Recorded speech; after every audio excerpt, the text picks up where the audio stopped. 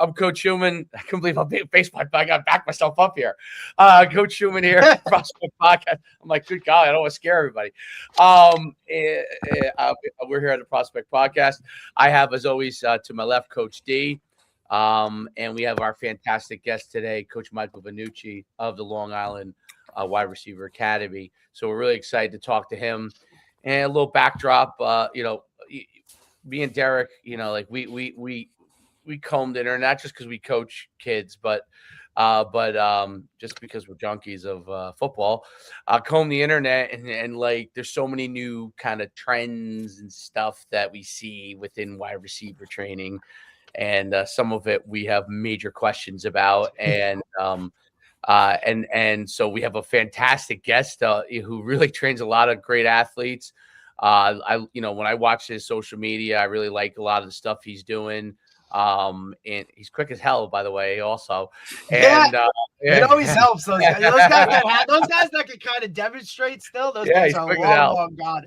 But even that his demonstration process is money. You know what I mean? Like sometimes these guys got to just see it to do it. You can get it done.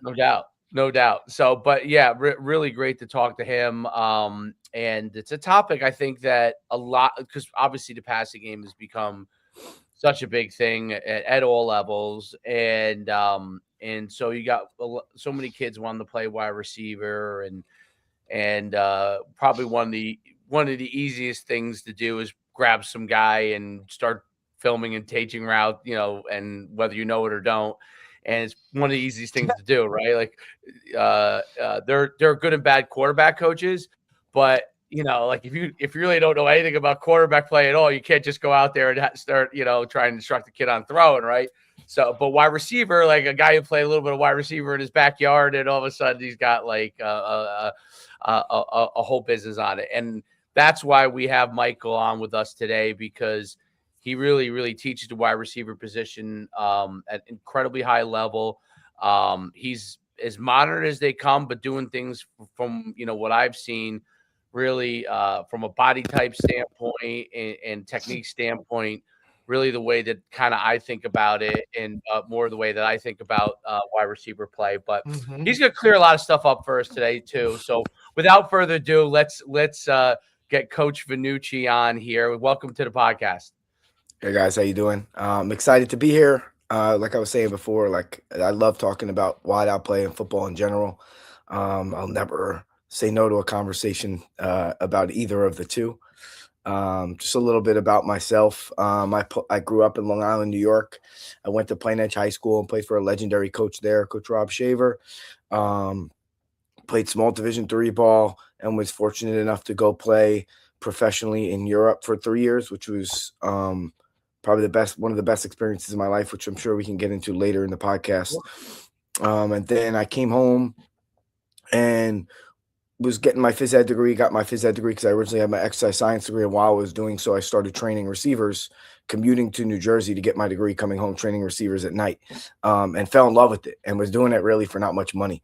So over the course of time, it kind of just organically built to what it is today. And during that time, I was also coaching high school football. I think I've had 9 years of high school football. I coached for Coach Shaver at Plain Edge, and then also coached with another who I think is a legendary coach, one of the best in the state probably, Coach Rob Blount at Oceanside High School. Awesome. When you started, so you came out, you played college, you went and played in Europe, and then you started working with receivers.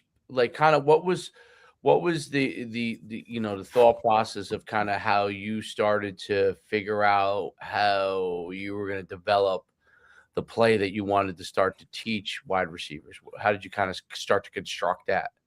Yeah. So first thing is, so Drew Lieberman sideline hustle was like the first of the first on social media. Yep. So I think that's kind of where everybody got their start of at least their general knowledge, right? And then my second year in Italy, we brought over a really brilliant football mind. He spent time in the CFL. He spent time in the NFL. His name is Brett Morgan. He kind of like blew my brain up. A real quick funny story.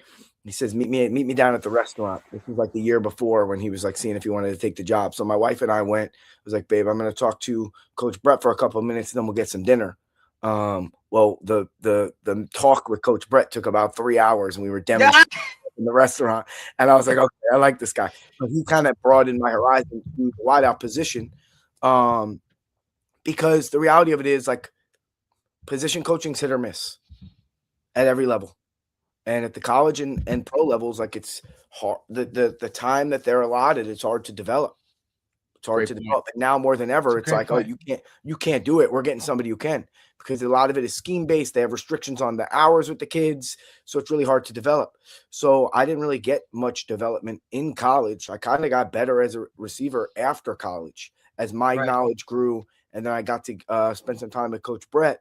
So that was kind of what kind of sparked my interest and what made me a better coach. And then secondly, when you're an import in Europe, you really have a ton of time. We lifted in the morning 5 days a week.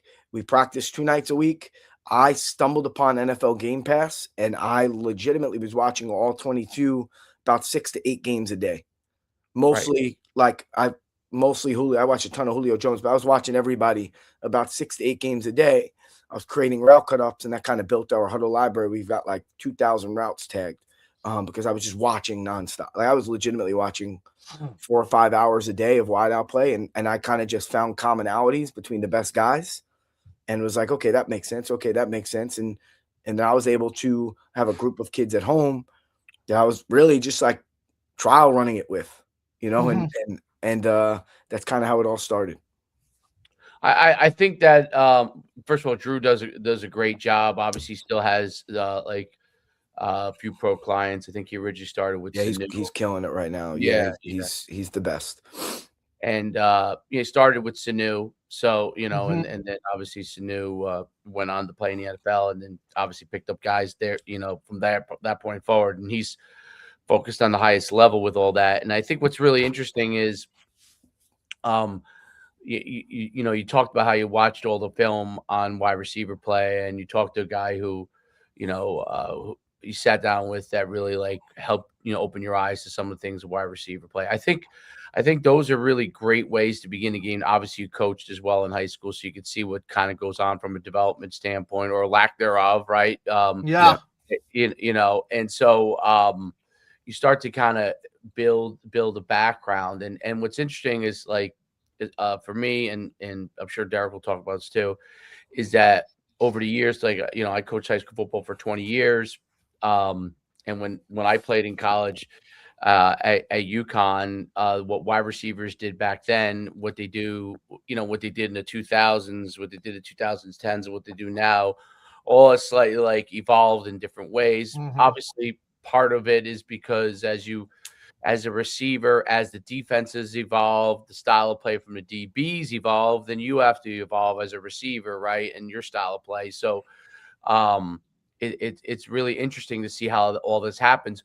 But of course, the explosion of social media created an avenue where now you're a lot of people where you were able to like sit there and watch all the NFL films.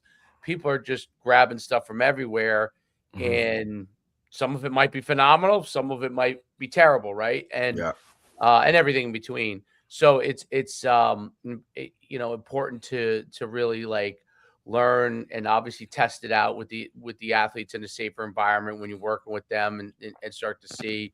But it's really interesting. Like, one of the things that, like, I posted it I think last week. It's one of my favorite things on wide receiver. It's on receiver play, and I had AI do a whole analysis video on it because I'm very good technology wise. So, it kicked out all this great stuff. But it was Alabama's wide receiver coach Holloman. He's there about, I think, it's awesome. He's one of the best. Yes. So, and that's why we'll leave the discussion, because I watch your stuff, and a lot of your stuff there's similarities to what he talks about. Not everything's exact, but similarities, right? And I love the way that he teaches it. You know what I mean? I love the way he teaches it. Like, obviously, how much space are they playing afar from you? That dictates certain things. Like, what's your starting angle, what's their starting angle, you got to get to a point, you talk about too, mowing the grass, where you start to close the distance, and when do you got to just take off, when all those kind of things. But those are the things that create, for a lot of these receivers who are learning to train, for you as a coach, you start to put together, okay, this is how I think about it. But a lot of kids go start doing it like, and then they get a trainer who tells them to do this and this. So talk about how you started to then develop like certain like themes within your training that you think are important, like base wise, for most receivers to have, right? No matter whether they're tall, big, or in between. Yeah. That kind of a thing. Yeah. So they've got to be able to, as far as movement, general movement of wide out play. So we're catching the ball out right now.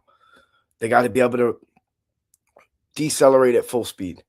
So can I drop my hips and stop suddenly at full speed? Okay. They've got to be able to accelerate through what we call a pressure step or speed cut, which is that one step cut. You're thinking slant, you're thinking glance or strike, you're thinking any outbreaker, or like rolling through a deeper inbreaker. And then they've got to move their cover defender. So whether that's at the line of scrimmage, whether that's at the top when somebody's playing catch at my depth, whether that's at the top when they're on my low hip and they have route leverage. So those are three of the movements that they've got to check. A lot of times, especially with newer guys, we don't teach routes. We teach those movements, because if we can get somebody to run full speed and stop and drop their hips efficiently, they can run a curl, they can run a comeback, they can run a square dig, they can run a hinge. If I can get somebody to run through a pressure step and accelerate at whatever angle they start at, now eventually we'll discuss, scheme specifics, and I personally like things flat, but it's neither here nor there. Then they can run a slant, they can run a glance, they can run a corner versus access. Same thing with rolling into ins and outs. If I can transfer my weight from one hip to the other and get a little bit of hip displacement, I can rocker step. I can double jab at the line of scrimmage. I can hip shift at the top of a outbreak when somebody's on my low hip on the inside, right? Like, so there's the general movements that have to be taught before we even start talking about the routes. And we're making sure that we're providing the information to the receiver that, hey, you're doing this and it's going to carry over to X, Y, and Z. It's not just a drill we're doing. I'll tell them, you're running the route without a break point. You're running a route without an exit sometimes. And then as far as catching goes, like for me, when I first started, I left it up to the kids to kind of, hey, you guys could, like, you're not paying me to come here to throw you balls for 30 minutes. Like, you guys can go catch on your own. That has completely flipped. Like we do 20 minutes of catching to start every single session. Right. The variations will change. But every single session we're catching a football in some way. We're working on something. It might be a yak situation. It might be catching hand over, like I'm running an in or out break. It might be hand fighting in stem to a track. But we are catching. We have standards. The kids could recite the standards if you ask them to, of what we look for in a standard catch. And then when we're on the move and we're running routes, it's like we don't think about that stuff. But when we're in that controlled environment, we are hyper focused on how we want to catch the ball. Why originally, Mike, was catching not kind of part of it? I just assumed kids would go get better at catching on their own it's really funny. It's funny you say that, right? Because I equivalent it to, or it's kind of, I had the same type of situation when it came to a high school basketball coach, and he talked about like getting shots up, and he was like, look, like, you guys got to get your shots up on your own. I need to work on this stuff during practice time because I only have so much time. Right. So I kind of like, as soon as you said that, I said, all right, and it was the same thing. His assumption was, oh, these guys will go find time to get shots up or do whatever. And it's like, I don't really, based off of wins and losses, they sure as shit, they didn't go get their shots up. You know what I'm saying? So like, I get that too. Whereas football's a little different though, because in order to get catches, like for the most part, you need someone throwing, right? And yeah, how much does that play into it? Like how much does that play into it when it comes to like we're working catches and doing all that? Now look, they can catch, like I even do it with my guys in high school now, right? Like catching balls from me isn't the same as catching balls from the actual quarterbacks that they're doing. So can you talk how does that work out when it comes to some of your training stuff? Yeah, well, first thing quarterbacks. We are very fortunate. Like we have 15 college sessions this winter from the second week of December to the third week of January. Maybe the third week of December to the third week of January. Right, when those guys are home from school, stuff like that. Yeah, we didn't have less than 4 college quarterbacks at any of the sessions. Yeah. It's awesome. So like we are very fortunate. Now it didn't always work out that way, but contrarily, I'll say kids can't throw anymore. The receivers can't throw to each other anymore. When we first started this, we didn't have quarterbacks. Wait, you mean an athlete? You mean an athlete high school kid? The high school kids were throwing the routes to each other. Now they cannot throw to each other. It's unbelievable. Really? So yes, it's like not all of them, but like the athletic endeavor of throwing a football is not really common. At an relatively, we're talking like head on 7 yards away. Looks like they're taking their cleat off and throwing it. We at the high school stuff, we typically will throw to I usually have 1 or 2 assistant coaches at the sessions. We will throw to them. It's so funny. But when we get outside, so like the high school guys indoors, we don't have as much space. We don't run a ton of full route work, which is fine for where they are in the off season. They're right out of the season. They're usually playing winter sports. We don't need to be running 15-yard comebacks. We're working very foundational stuff. We're getting tons of touches. When we go outside with the high school guys, we tend to get quarterbacks pretty easily, and then same thing with the college. So we really don't have a big problem with it in our area of the field. As far as catching on their own, you typically would need a quarterback, but you could also, like, we give guys like different drills, certain tennis ball drills off the wall to each other, soccer ball off a wall to themselves, and things like that. So I was just curious as to how much, like, you personally, when it came to like that aspect of it, like it depended on it, right? Because it's the first thing, I can't get, I need someone to throw. I said, but I don't really care who's throwing to you. Like, you know what I'm saying? I said, because anything is better than nothing. But like, 100%. Yes, would I like a higher level guy that could actually throw the ball? But you're 100% right, Dave. It's the funniest thing, dude. Like, to watch these other wideouts try and throw, like play catch with each other. It's hilarious. It wasn't always that way. Like it wasn't no, because everybody was an athlete. Everybody's used to be a quarterback. Like we just grew up playing tackle football at the park, and like everybody wanted to play quarterback a little bit, so everybody threw. Like it was just the way it was. I don't know. It's fascinating to me. It's really fascinating to me. It is. It is the well, two things. So when they decide they want to play receiver, they probably never throw a ball again. Right. And then the other thing is that because they don't go out and play as much, they don't go to the park and throw back and forth with each other. So they're basically playing video games, so they're not even developing that skills. And if they didn't play like basketball or something where you obviously have to catch and deliver the ball, you're not working like a lot. You're right though. It is I just do not throw the ball in if you're a receiver, please. No, run it back, please, God. I'm not chasing this all over the place. Yeah, it's gonna land behind the quarterback, and he's gonna. You're gonna take so much more time because now we're waiting for this. Like it's just, I'm not even concerned with that. I'm just more of a timing thing. You know what I'm saying? Like, no doubt. We only got this much time to do this. Just run the ball back in, buddy, please. No doubt. So and that's really I think the way explained the initial things that you start to teach with them obviously are great, like the fundamental skills of accelerating, decelerating, being able to change direction efficiently and knowing the different angles that required for what ends up translating into the different routes is critical for the receivers in kind of the early phases. When the athletes start to, like, you have the college group, right? And they obviously they're going to be more advanced than your younger groups, right? And they start to do things. One of the things that I always see in that, so like when when you have them to go to two-way go and you put both feet in the ground, right? And their feet are outside. Split release. I think you're referring to the split. Yep. Yes, sir. Split foot release, split foot, and their feet are outside their hips, right? Yes, sir.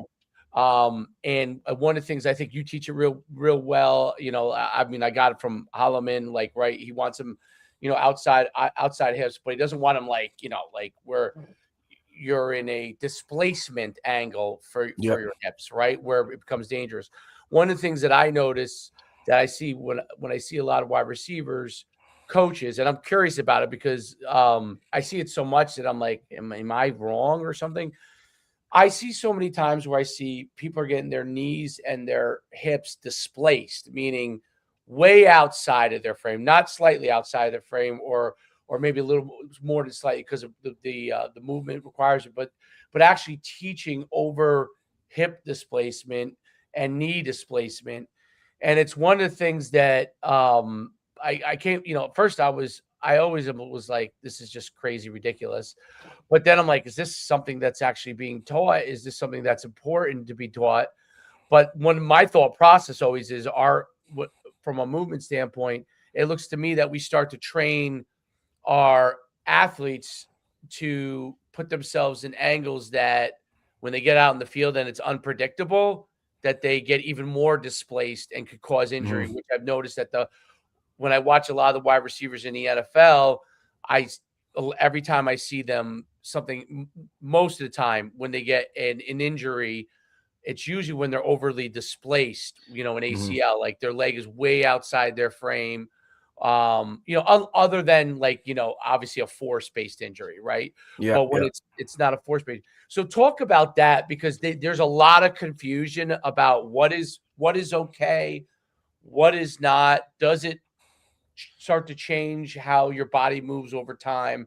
If you could talk about that, you know what I'm talking about, right? Like, 100%. So, I know to an extent. I think the answer I'll give will cover all bases. Where even great. if I'm off a little bit in the understanding, I think it'll shed some light.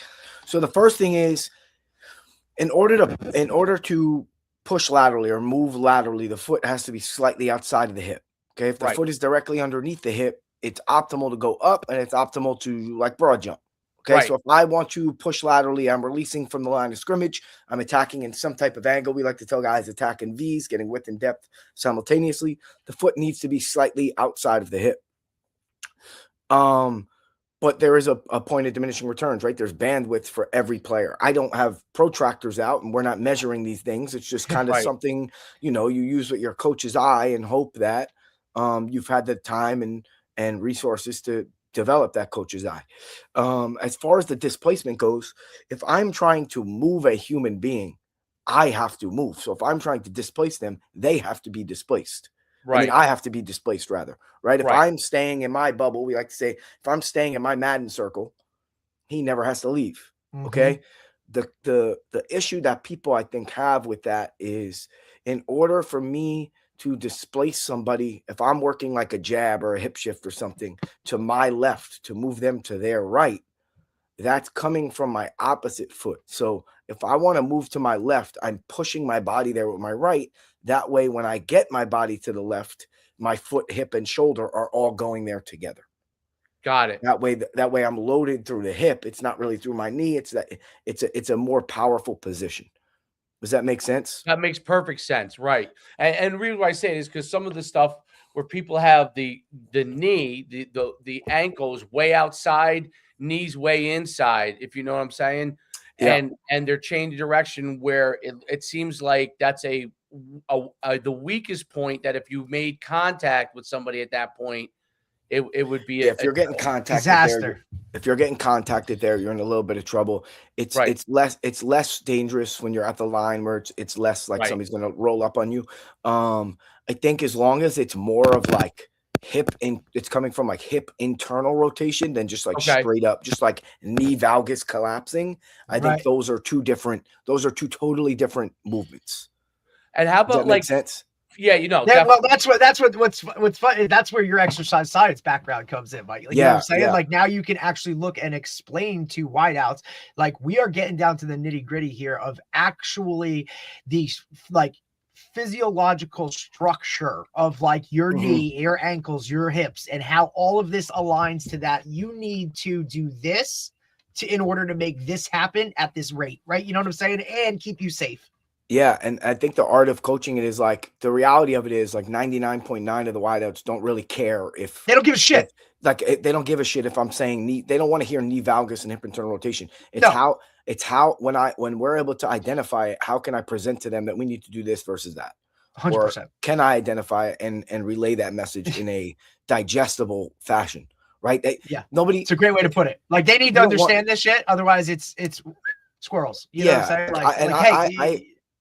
I catch myself doing it. I catch myself using some anatomical stuff. We're all nerds, bro. I try not to because like it's not about what I know. They don't give a shit if I'm saying knee valgus or internal rotation or it's just like to me, it's like when people are consistently doing that, almost intentionally, it's like, all right, you're trying to show everybody what you know. Right. You know what I mean? Take off your white coat. I'm trying to not take off your white coat. Right. Right. So, and that would be much more of a one-on-one situation too, right? Like if you have a guy one-on-one.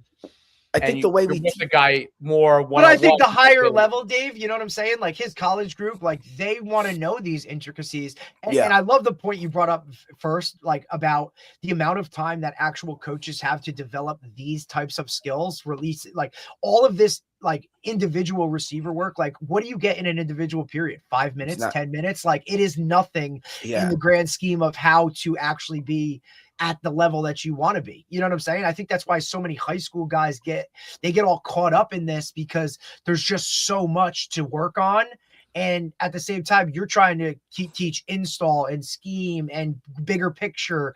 Like I can only work releases at a certain time. You know what I'm saying? Like you have to have a very structured camp install of like, all right, we're working this today against this. This is what my individual needs to marry it up with. Like, I just don't have that time. You know what I mean? Yeah, it's a very shallow, here's what it is. Like, that's where I would rely on you. One, because I'm a little different, because most coaches like would be like, well, you go to a trainer and no, dude, you go do the hard work. Like, I got to teach all this other shit. Like, you know what I'm saying? Like, I think that's important. If you just put it in any other discipline, right? So let's take the skill of like releasing or the skill of dropping your hips. You get 20-minute indie 3 days a week, we'll say, which is really gracious. Oh. Yeah. So like, let's just go there. Let's say you're doing half of that time. Let's say you're doing 30 minutes of hip drop work a week as a position coach, which you're not in the high school setting. Okay. Well, if you played the piano 3 times a day for 10 minutes a day, a week, you're playing 3 days a week for 10 minutes a day. It's gonna take you 2 months to play Mary Had a Little Lamb. Yeah, it's just not enough time. It's and what people don't understand, and that's one part of receiver play, right? It's infinite parts of receiver play. So that's where like it's almost unfair on the position coaches to expect them. Some of them are great developers. It's just they're not allotted the time necessary, you know? Like we are spoiled in the private setting. Like I hope people in the private sector realize that they do not compare and compare themselves to the position coaches and think they're better or they're worse, or because we're two totally different jobs. Correct. Like we have 90 minutes of indie. I can guarantee you if we gave the position coaches at certain levels, not all of them, some of them are truly extensions of coordinators and stuff like that, which is fine. Like they would be able to develop players just the same way, if not better than some of us in the private sector. There's no doubt about it. And your point about the development part is a big difference. So it's just like, your basketball analogy, Derek, is really good, right? In a basketball practice, I'm sure the coach would love to have them just shoot for 2 hours, right? Hell yeah. Get their 500 shots they need to get, right? Get him. Yeah. But you can't do that because he's got to make sure they know how to they're prepared for a game for defense. To prepared with the 1 or 2 offensive plays they're going to run, right? Right. The important skill aspects get taken care of so those don't get minimized. They don't lose some of those things. And, and they got to go and mix in some shooting and all those kind of things throughout practice. Whereas when you're focused on one thing, it's doing this is like going and taking 500 shots from all your different areas, right? And so that allows you to get to a different level. So at wide receiver position, all football positions, but wide receiver, because there's a lot of variables, it allows for the opportunity to really do a lot of different things. Whereas, like I say, the closer you get towards the line, the less variables there are. The wider away you get, the more variables there are. Right? It's just space, right? Yeah. So the more space there is, there's more variables, right? So there becomes more avenues of moves and things that you've got to learn because there's more variables, there's more space, there's short space, there's wide spaces. That's just how it is. It's the same thing when you're on defense. It's the interior nose guard has to have a smaller set, really good at. As it moves wider and back, you're going to have to expand your skill sets and in order to be able to handle the position needs, right? So that's what makes it, really gives the opportunity for good trainers to really develop those things, because it's a lot harder to do all that stuff and really develop it. And I think football has really evolved since I started coaching, where there wasn't really, there definitely wasn't wide receiver development, back when I first started. But even in every position, right? Like I always say, like, it drives me nuts that there isn't like an O line that you're hard pressed, probably where you were too. Why isn't there an offensive line coach that is just saying, you know what, I'm going to build a business on developing offensive linemen, right? There might be one in your whole state, you know what I'm saying, or one in all of Long Island, right? Where eventually it'll evolve to each one of those things eventually. But wide receiver, a big money making position, so it's evolved quicker in that area, just like quarterback has, right? So where you have a lot more trainers willing to take a business on, because you have more people that are going to be willing to actually pay and get developed there, right? And obviously what's always hard is linemen, that most people go and play O-line reluctantly, not because you know what I mean? Even if they belong there, they play reluctantly. But man isn't important. Oh, man isn't important. That's exactly right. There's not enough good linemen in the NFL. So there damn sure isn't enough good linemen at the college and high school levels. It's such an important position that, if you can really become a good lineman, you are so valuable. Like, absolutely, so valuable. No doubt. They're actually the most valuable. It's just that it doesn't get the most press. And like we were talking about, in the transfer portal in college, that to me, the transfer portal, the first thing I am addressing right after I address what quarter guy is going to take the snaps for us, is who are my linemen that I got to replace? Because if I don't have that's them, the most important, man. None of the rest of it matters, right? What dictates everything you can do offensively and defensively, right? Like that release you're working on ain't gonna work so good if that guy's already on your quarterback. After you dictates do that, every offensive call you make. It dictates what you can play. And there's the most of those guys on the field at one time. So your opportunity to just play in general goes up. Yeah, and especially now, how often you're a high price commodity, man. How often you might be a Division III lineman, right? That can now go get an NIL or play at a different level because you're just a pretty good. You're an okay player. You know what I'm saying? Yeah. Like, you ain't got to be an all-world guy. Come be my third string guard. Like, you're going to see some time because somebody's rolling an ankle. Like, yeah, exactly right.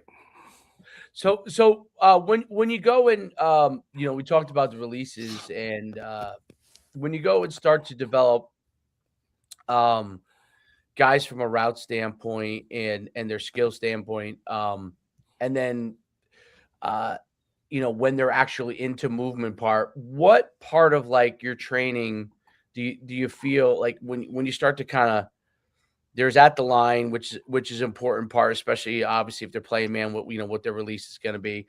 But then there's, tracking to like where they end up moving to, right? Like what their routes end up being. What part of that becomes important in your training, and how important is that part, top of the route stuff and making sure all those kind of things get developed? It's all very important. and we work all of it. So like top of the route. So we pretty much have theme days. Okay. That's like I like that. That's awesome. Our summer program is like, it's built like a legitimate curriculum. So I'll use that because it's easier, because we have the extra days. But like we have hard break days, which is our hip drop, our curl comeback. We have pressure step, speed cut days, where it's our slant, our speak, our outbreakers, our inbreakers, and we have shift days where we'll integrate one of those other two into the shift days. Right.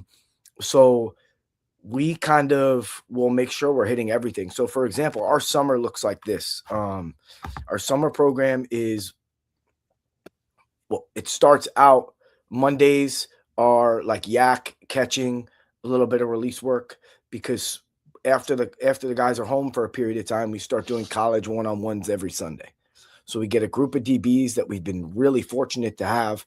About four or five of them have been playing pro ball over the years, like just happened naturally. Like, if you want me to be honest, like, it's an exceptional group athletically that the college guys are able to work with and go against. Like, we've been at the disadvantageous position athletically quite a few summers, and which has helped our guys astronomically. But we're able to do that in a very controlled setting where, like, a lot of times at the catch point, like, nobody's making a play on the ball. Like, the DB is dominant or has the right to the ball, the wideout will tail off, and vice versa. If it's a true, clean, even play, they'll both fight for it. But it's just worked out very, very well, where the guys really know how to compete while keeping each other up and healthy. So Sundays are that's a maturity thing. That's really awesome. and they run it, man. Like we started it. Like, I started it, but like, these guys just compete so respectfully. Like, there's still obviously some shit talking going on. It's natural, but like, as far as like keeping each other healthy, like, it's really special to watch. So Sundays we do that, and then we do the same for high school. I'll talk to the high school schedule in a little bit too, because it'll help you understand how we kind of sequence things. So Sunday we do that. Then Monday morning, the college guys will come over and we'll watch the film of the one-on-ones. We'll watch at my house, as many guys as we can fit in the basement. We'll put the film on, we'll watch it. But we'll go to the field first and do lower level stuff. We'll do catching. We'll do anything that we can fit in that's lower level. We might go through low level releases. We might do stationary or any type of hand combat on the move, things of that nature. Just because their bodies need to recover a little bit. We almost act like it's +1 from game day. Tuesday we go hard breaks. So now we're doing all of our hip drop stuff. That could be curl, that could be comeback, that could be hinge. We usually will give them the choice based on what scheme they run, but the drill work aligns with all of it, right? The drill work becomes significantly more general. The route work becomes a little more specific to the breaks. They can choose what breaks they want to work within the drill work. Within that drill work, we're working typically attacking our break points with full strides, right? Like aggressive body language, full strides, and we're working how our body position should be in the break, how our ground contact should be in the break, essentially, and then running out. Like, we're doing those things every day. Every Tuesday we're doing. The reason we do Tuesday hard breaks is because Wednesday we give the guys off, and hard breaks are a little more expensive on the body. Right. Thursday we'll go pressure step, speed cut. It'll vary, but we'll still integrate a little bit of hard. We'll pick like one or lower level hard break drill to just sprinkle in there out of the warm up, just so we're touching it every day. Similar to, like, I used to be a performance coach, and like the guys at Altus where, like, acceleration's important. You're gonna hit accelerations every day. The volume will change, but you're hitting them every day. It's a similar concept to that.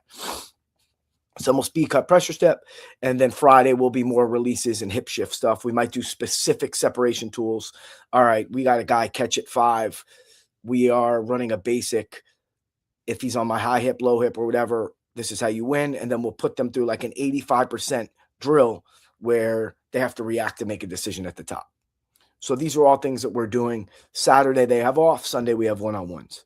And then within those days that are our core days, right, our hard break days, we're integrating some other things in there. But that's kind of what we're doing. But we're always starting with some type of catching, and we're always ending with some type of competition. Whether it's we made a couple games that are a little less taxing on the body. The kids love them. Do you what do you advise them on? Because, like, if they're doing 3 days of work right there, and then they're working do you think they need to work on any additional speed work? Just because thinking like the CNS system, like, Yeah. the tax load, they start to get there lifting wise. What do you advise them, right? Do you advise them, hey, we work from, this is what our training schedule is from a skill standpoint. This is what we're doing. And then this is what you could do workout wise without overtaxing your body and placing any extra pressure on it. Yeah. So for the summer, we have the set days and what we're doing and stuff. I'll let them know, like, hey, I'll look at their programs, or I'll tell them, Right. hey, your speed work and your lower body work should be done on these days, and your upper body and tempo work, conditioning work, whatever they have in their plan, should be done on these days. That way we are recovering. So that's why, like, Tuesday, Thursday, Sunday is typically what I recommend for them to do their higher intensity stuff, because then they're going to have light days on Monday, Wednesday, Saturday. Got it. Does that make sense? Yep. Wednesday we're off completely. Saturday we're off completely.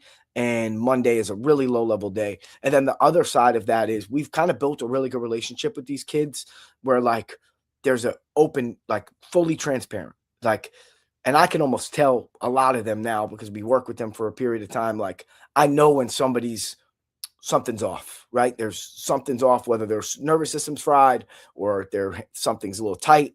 And if not, we still have built that relationship where they'll say to me, hey, my right hamstring's a little tight. I say, okay, then you're working top or out for the day. You might not run into any breaks. You might fall into your breaks and work your catches. So we're very super, super cognizant on, like, you leave here better or feeling the same as when you got here. Like, right. Rule number one is do no harm. If you get any type of pull, it could be 2 to 4 weeks. If you cut your volume, you're good in 2 days, right? So that's kind of how we kind of take the approach. The high school guys is tougher because what their coach I don't know. I don't know what they're doing. They got 7-on-7. I don't know what they're doing anywhere. So it's kind of like, I kind of got to be, how you feeling today? How's everybody's tissues feeling day to day? I got to tell you something interesting. And that's a learning process for them too, right, Dave? Like, we talk about that all the time of, like, each individual, like, what some guy says, oh, coach, I can't go. Like, like, this is brutal. That's somebody like, I'm good. You know what I mean? Like, it's kind of it's that feeling out process of, you got to know the kids. Yeah, dude. One of the things that I'm starting to shift my mindset on, and I'm not all the way there yet, but I may end up all the way there on this, is 7-on-7. Breaking noise. Breaking news. Combo. It's a great combo. So Derek knows this, obviously, because he coached me in high school too. I was always big that I thought 7-on-7 was very advantageous, I guess, from a team standpoint, because they're learning the route scheme, the defensive scheme, and they're playing.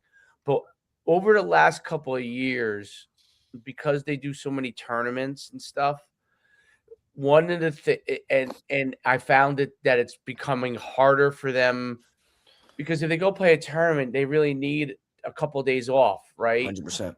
So what ends up happening is, and that's usually not realistic in the world there, and I'm talking high school and younger kids.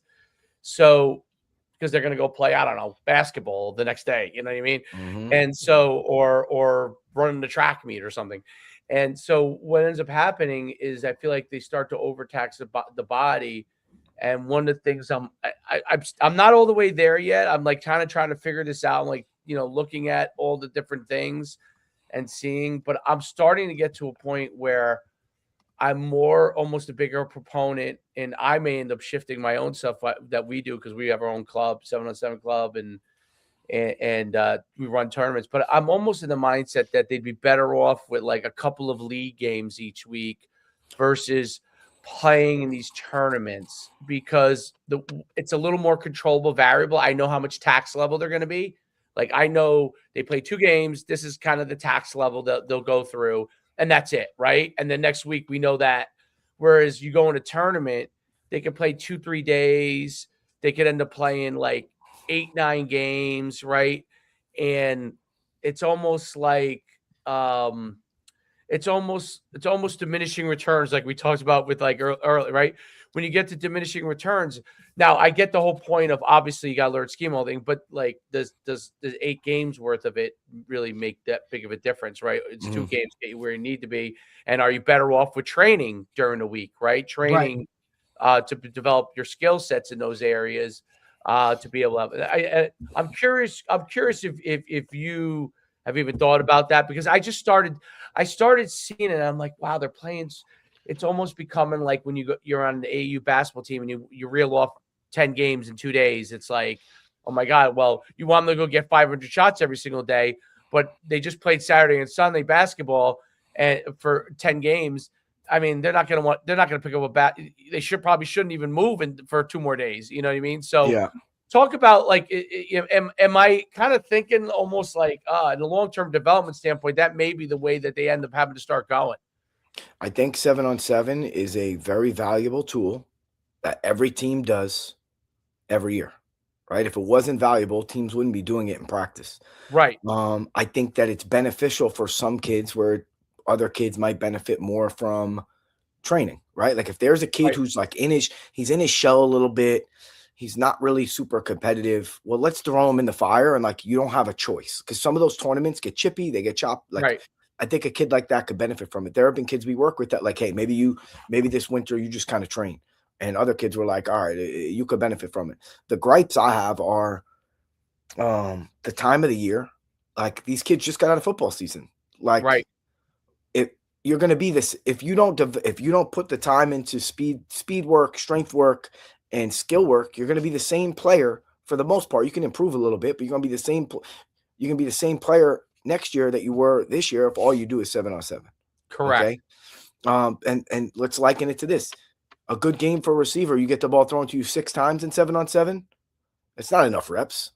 Talk about it all the time. It's not enough reps. 100%. Right? So there's one thing. Second thing that you hit on the head, which I think is probably the least spoken about part, is I think if you're playing these tournaments like once a month, I think it's okay. But if you're going multiple times a month, well, the reality of it is now they're younger. Okay. So there's more leeway for like screwing things up. But if I'm playing 3 games on Saturday and 3 games on Sunday, and I have a speed trainer on Monday, you're wasting time and money because your body is not ready to adapt to the speed work.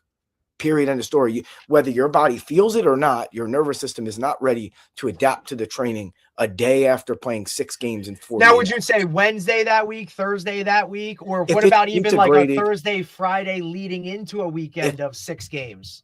If it's nobody needs to play 6 games. There's the problem with tournaments, right? There is the problem with tournaments. That's the issue I'm starting to. Listen, Mike, it's why we've in the last couple years have even geared down our tournaments to 1 day. So even if maybe you are playing 6 games, but it's 1 day. You know ours are all 1 day now. Dude, everything is a single day tournament.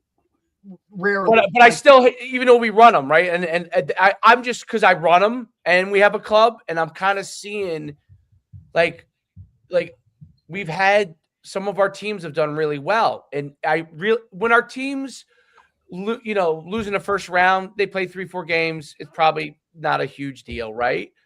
Sometimes I started to get to the point where I would start to see them get tired. I'm like, you know what? It wouldn't be bad if we bowed out because then they'd be okay. You know, and sometimes we've done that for the good of the group. Like, hey, you guys have played really well. Like, we're good. You look shot. Right. Like, this is not going to be good for when they win. Like, when you get the kids winning, this is what the issue actually becomes. You get a group of kids that actually are really good, right? Like, you have a couple of age groups that are winning. They're going to play 6-7 games. You're 100% right. And they're competitors, right? So they want to play those games. And then you're like, oh, my God. So I start to get to the 6th, 7th game, and I'm actually starting to worry about them. You know what I mean? Like, I'm not worried more about that than I am. You know what I'm saying? Like, they're worried about the championship. I'm worried about, are they okay? Like, I can see like they're tired, Yeah, I think that so there are some things at 7-on-7 that are like you legitimately can't get like in any other setting other than playing football, right? So there's value, like contested catch, tracking with somebody on your hip. Like we are able to get it in some controlled of the settings we do in training, but like still like it's just it is a valuable tool. It's a valuable because you're competing, you're out there. A game is a game. Competition is huge. The competition is huge. Yeah, there's so much. I'm navigating through different windows that like are not available for me in training settings. So there's real value. That anybody that says there isn't, we better not see them doing it at their practice in the fall, right? Like to say there's no value in 7-on-7 is not fair. But I just think there's ways to optimize it. I don't know the ways. I also don't think December is the time to do it. Like no, I don't either. Just played. Like they just played a full season. And that's another thing, Mike, that separates us when it comes to that is we don't play till March. we don't play inside. Like we don't go indoors. Like we wait literally until the weather is. Look, that first weekend is always it's always a little chilly, but we don't go inside. There's just so many negatives that we see when it comes to it, whether it's space, just visualization of I'm losing the ball in the ceiling, like just all of those intangibles that like got let it go and they're not do this. Ready. Like to me, they're not ready. Like they need the recovery part right after a season, and then they need that the break, beginning of the development part before you start to play some 7-on-7. But and I was just curious your thoughts, because I'm like, I mean, this is just the way I am. I'm always trying to think like, is something I'm doing helping or hurting, right? Like, so right. Because when you're developing kids, and I have a 10-year-old, so I'm living his progress, and he plays quarterback and safety, and then but we use multiple quarterbacks, so he'll go play receiver, right? So especially at a young age, but I see it with them, like they happen to win a lot of tournaments, their group, and I'm just like, sometimes I'm like, man, I just feel like it's too much. And our high school kids the same way. Like we'll take those high school kids. They look great. They look sharp. I'm like, okay, hey, playing all those games is fine for them. If they look worn out when they got there, I'm like, okay, because we don't know. It's like you say with high school kids, you don't know. We don't know. Did they run the track meet yesterday? Yeah. Did they play a baseball game? Did they have a hard workout with a trainer? Right?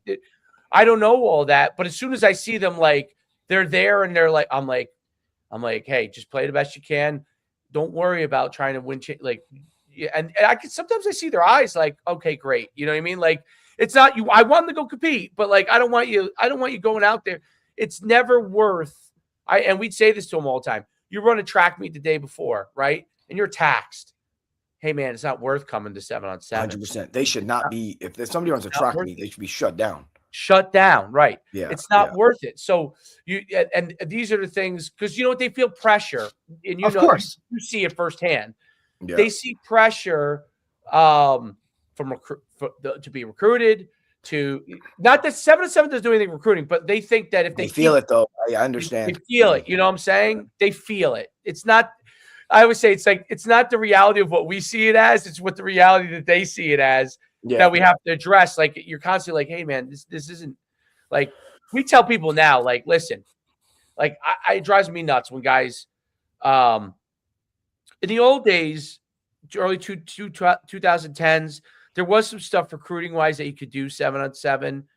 That's not the case anymore. There's like people say, oh yeah, can your 7-on-7 film go to a coach and he sees it and he likes you from that? Yes, but like these college coaches now, because of transfer portal, they're not sitting at 7-on-7.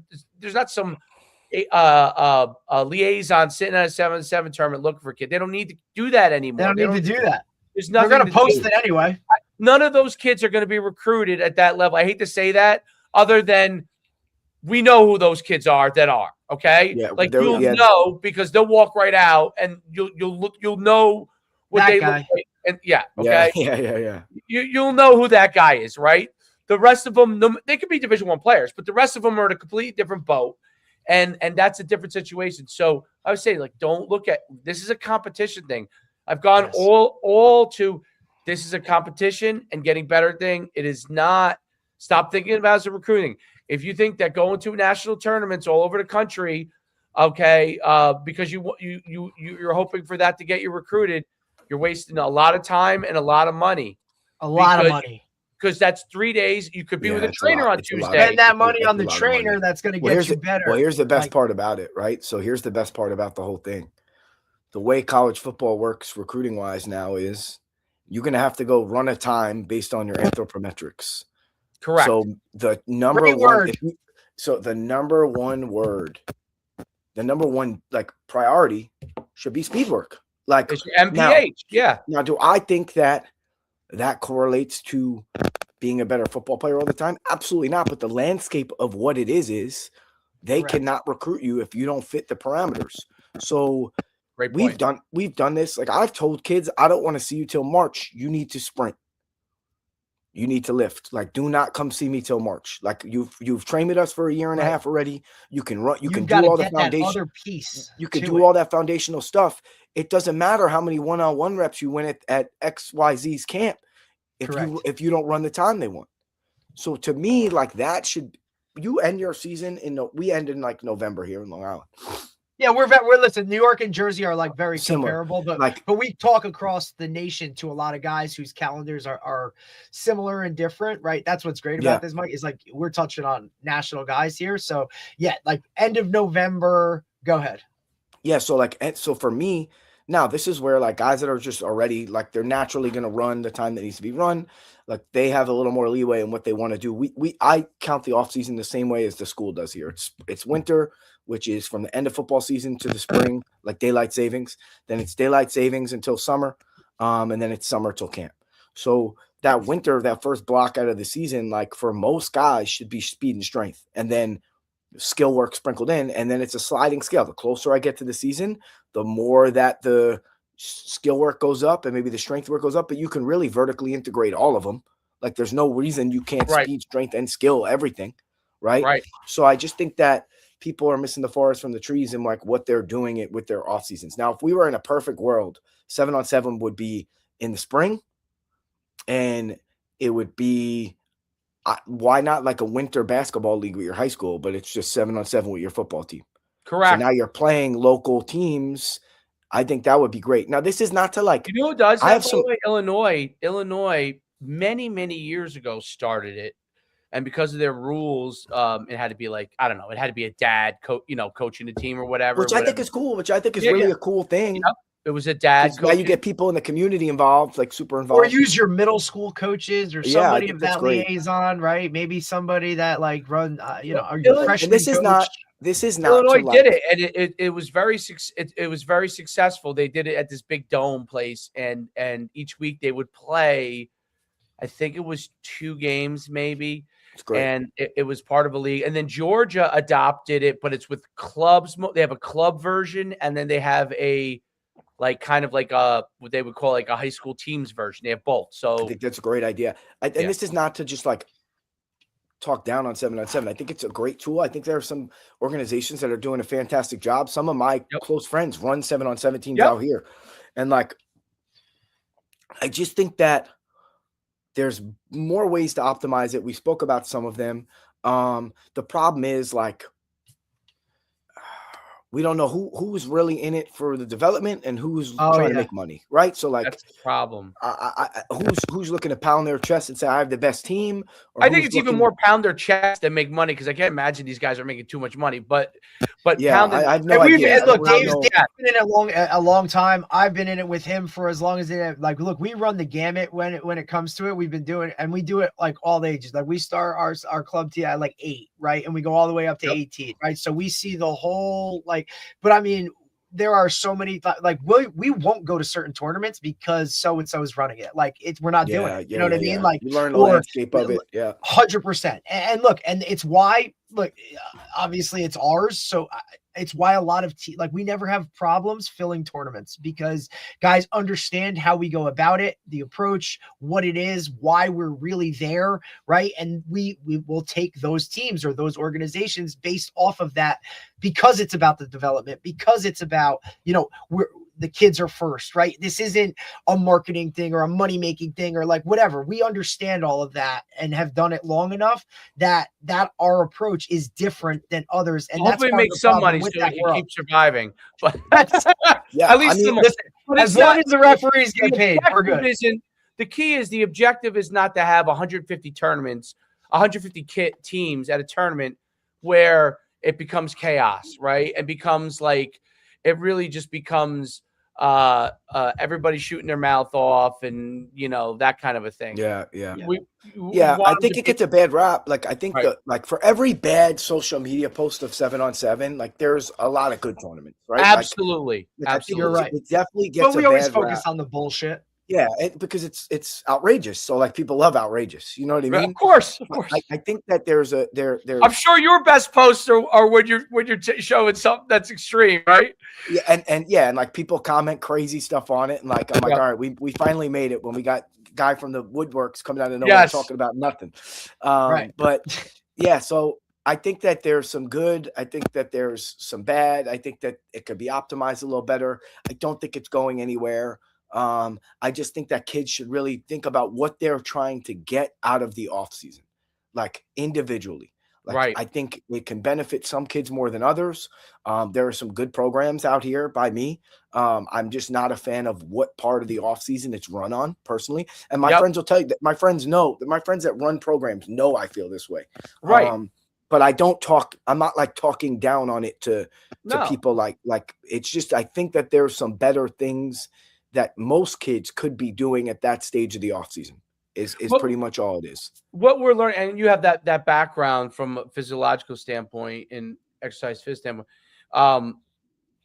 is that what we're learning now much more than ever, right? And because there's so much, I mean, maybe part of it's because of AI, you get more and more information and social media, but we're starting to learn that like, hey, like these things start to optimize you more as an athlete.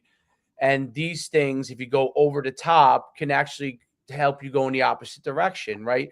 Whereas the old days, people are like, hey, just work, work More is it to more. the More is bone. more.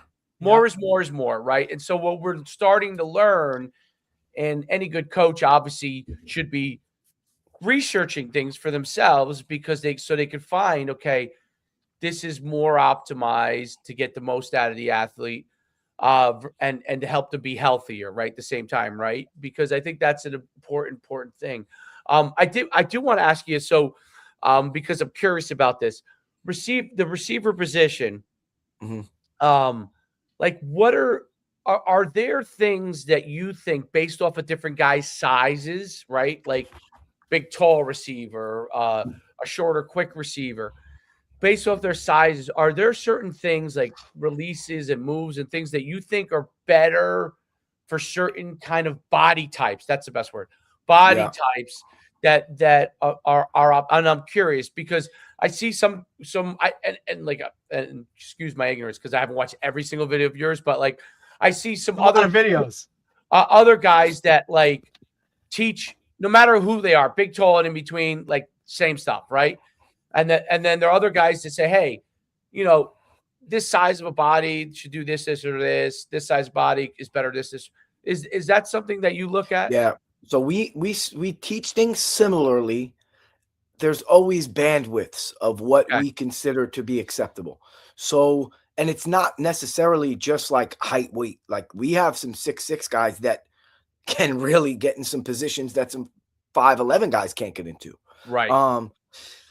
So it's really just like what's comfortable for player A and what's comfortable for player B. Now, there are definitely some like different things at the line of scrimmage that we may teach to one kid and not teach to another kid based Right. on their skill set. Like some of the bigger body guys, we're not teaching them as much jab stuff and displacement stuff. We are giving them tools to move somebody at the line, but maybe their toolbox is reduced because I can win more easily with combat.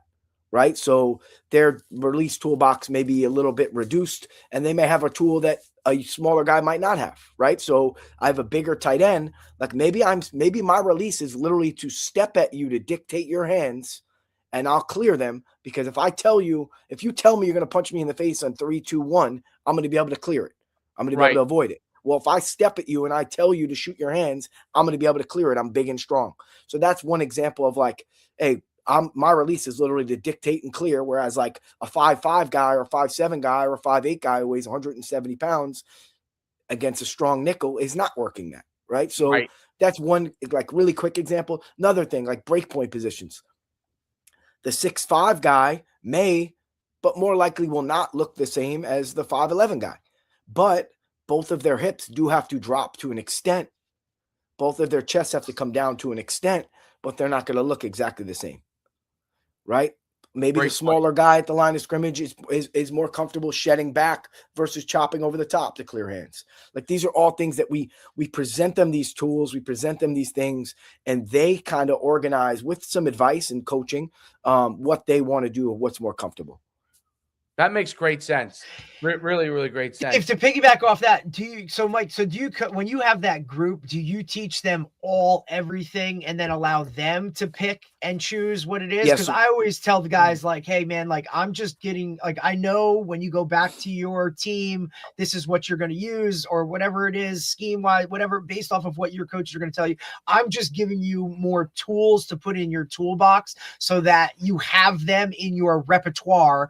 You may never use them, but I also want to teach you these skill sets, or at least expose you a little bit to what this is. Is that kind of how the approach is? Exactly. The approach is exactly just like equipping you with as many tools as possible, but not too many, right? Like, what is optimal, right? Because there's too many, right?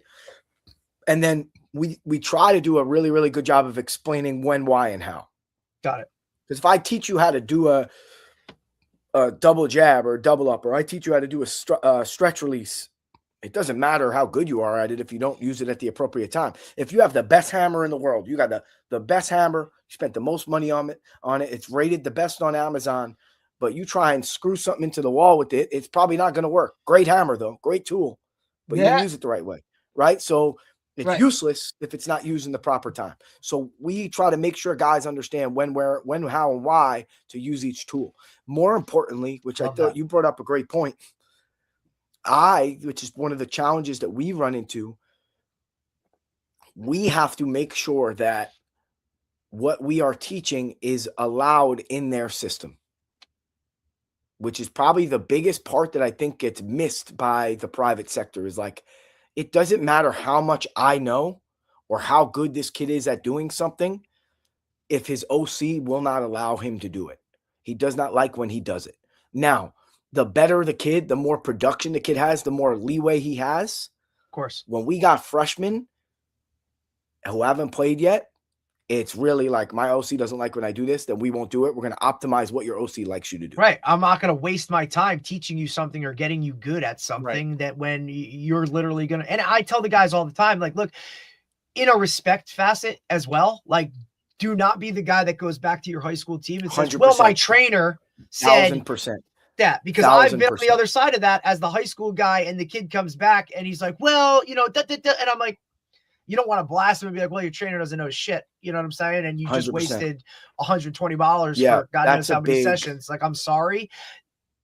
We can just get more working together. Like, don't make it a high school coach versus a trainer type of 100%. Like, we're on the same team. Let's work together, bro. 100%. We both want this kid to do really well, and in turn helps everybody else. You know what I'm saying? Absolutely. Like, yeah. I think that's where Dave and I separate it too. Like, that's where we're a little different. Like, I think there's a false narrative out there about, like, and you know what? It's because maybe there might be some private coaches that are not, because there are. But no, it's not a false narrative, but what it is there's not enough guys like you. Yes. So what it is there's got you, because I was, when I was coaching high school and I was a head coach, I was also a trainer at that time, and just happened to be in that weird both world thing. Yeah. Which most high school coaches obviously are not.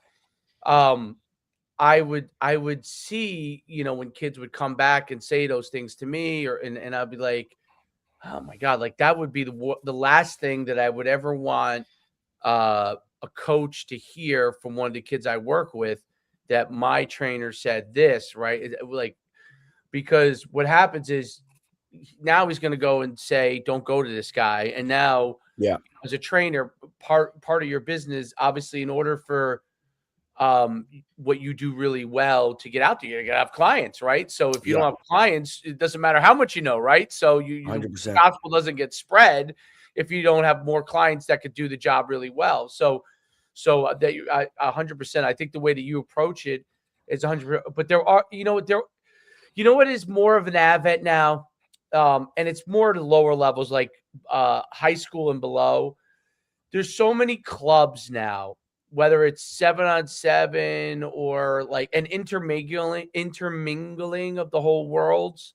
Like, 7-on-7 club, and then there's a tackle club, and then there's like the trainer runs both of those. Yeah, and it's very clicky. It's getting very clicky. Clicky. Oh my goodness, it's getting very clicky. Like I've noticed that, and like it's just interesting to me. It's very interesting. It's hard. I don't know if it's right or wrong, but it's like it's very interesting. It's like you're trying to figure out how to navigate it, right? It's exactly right. I'm not gonna say it's terrible or it's great or it's just very because I'm like I'd like to think I'm like outside looking in.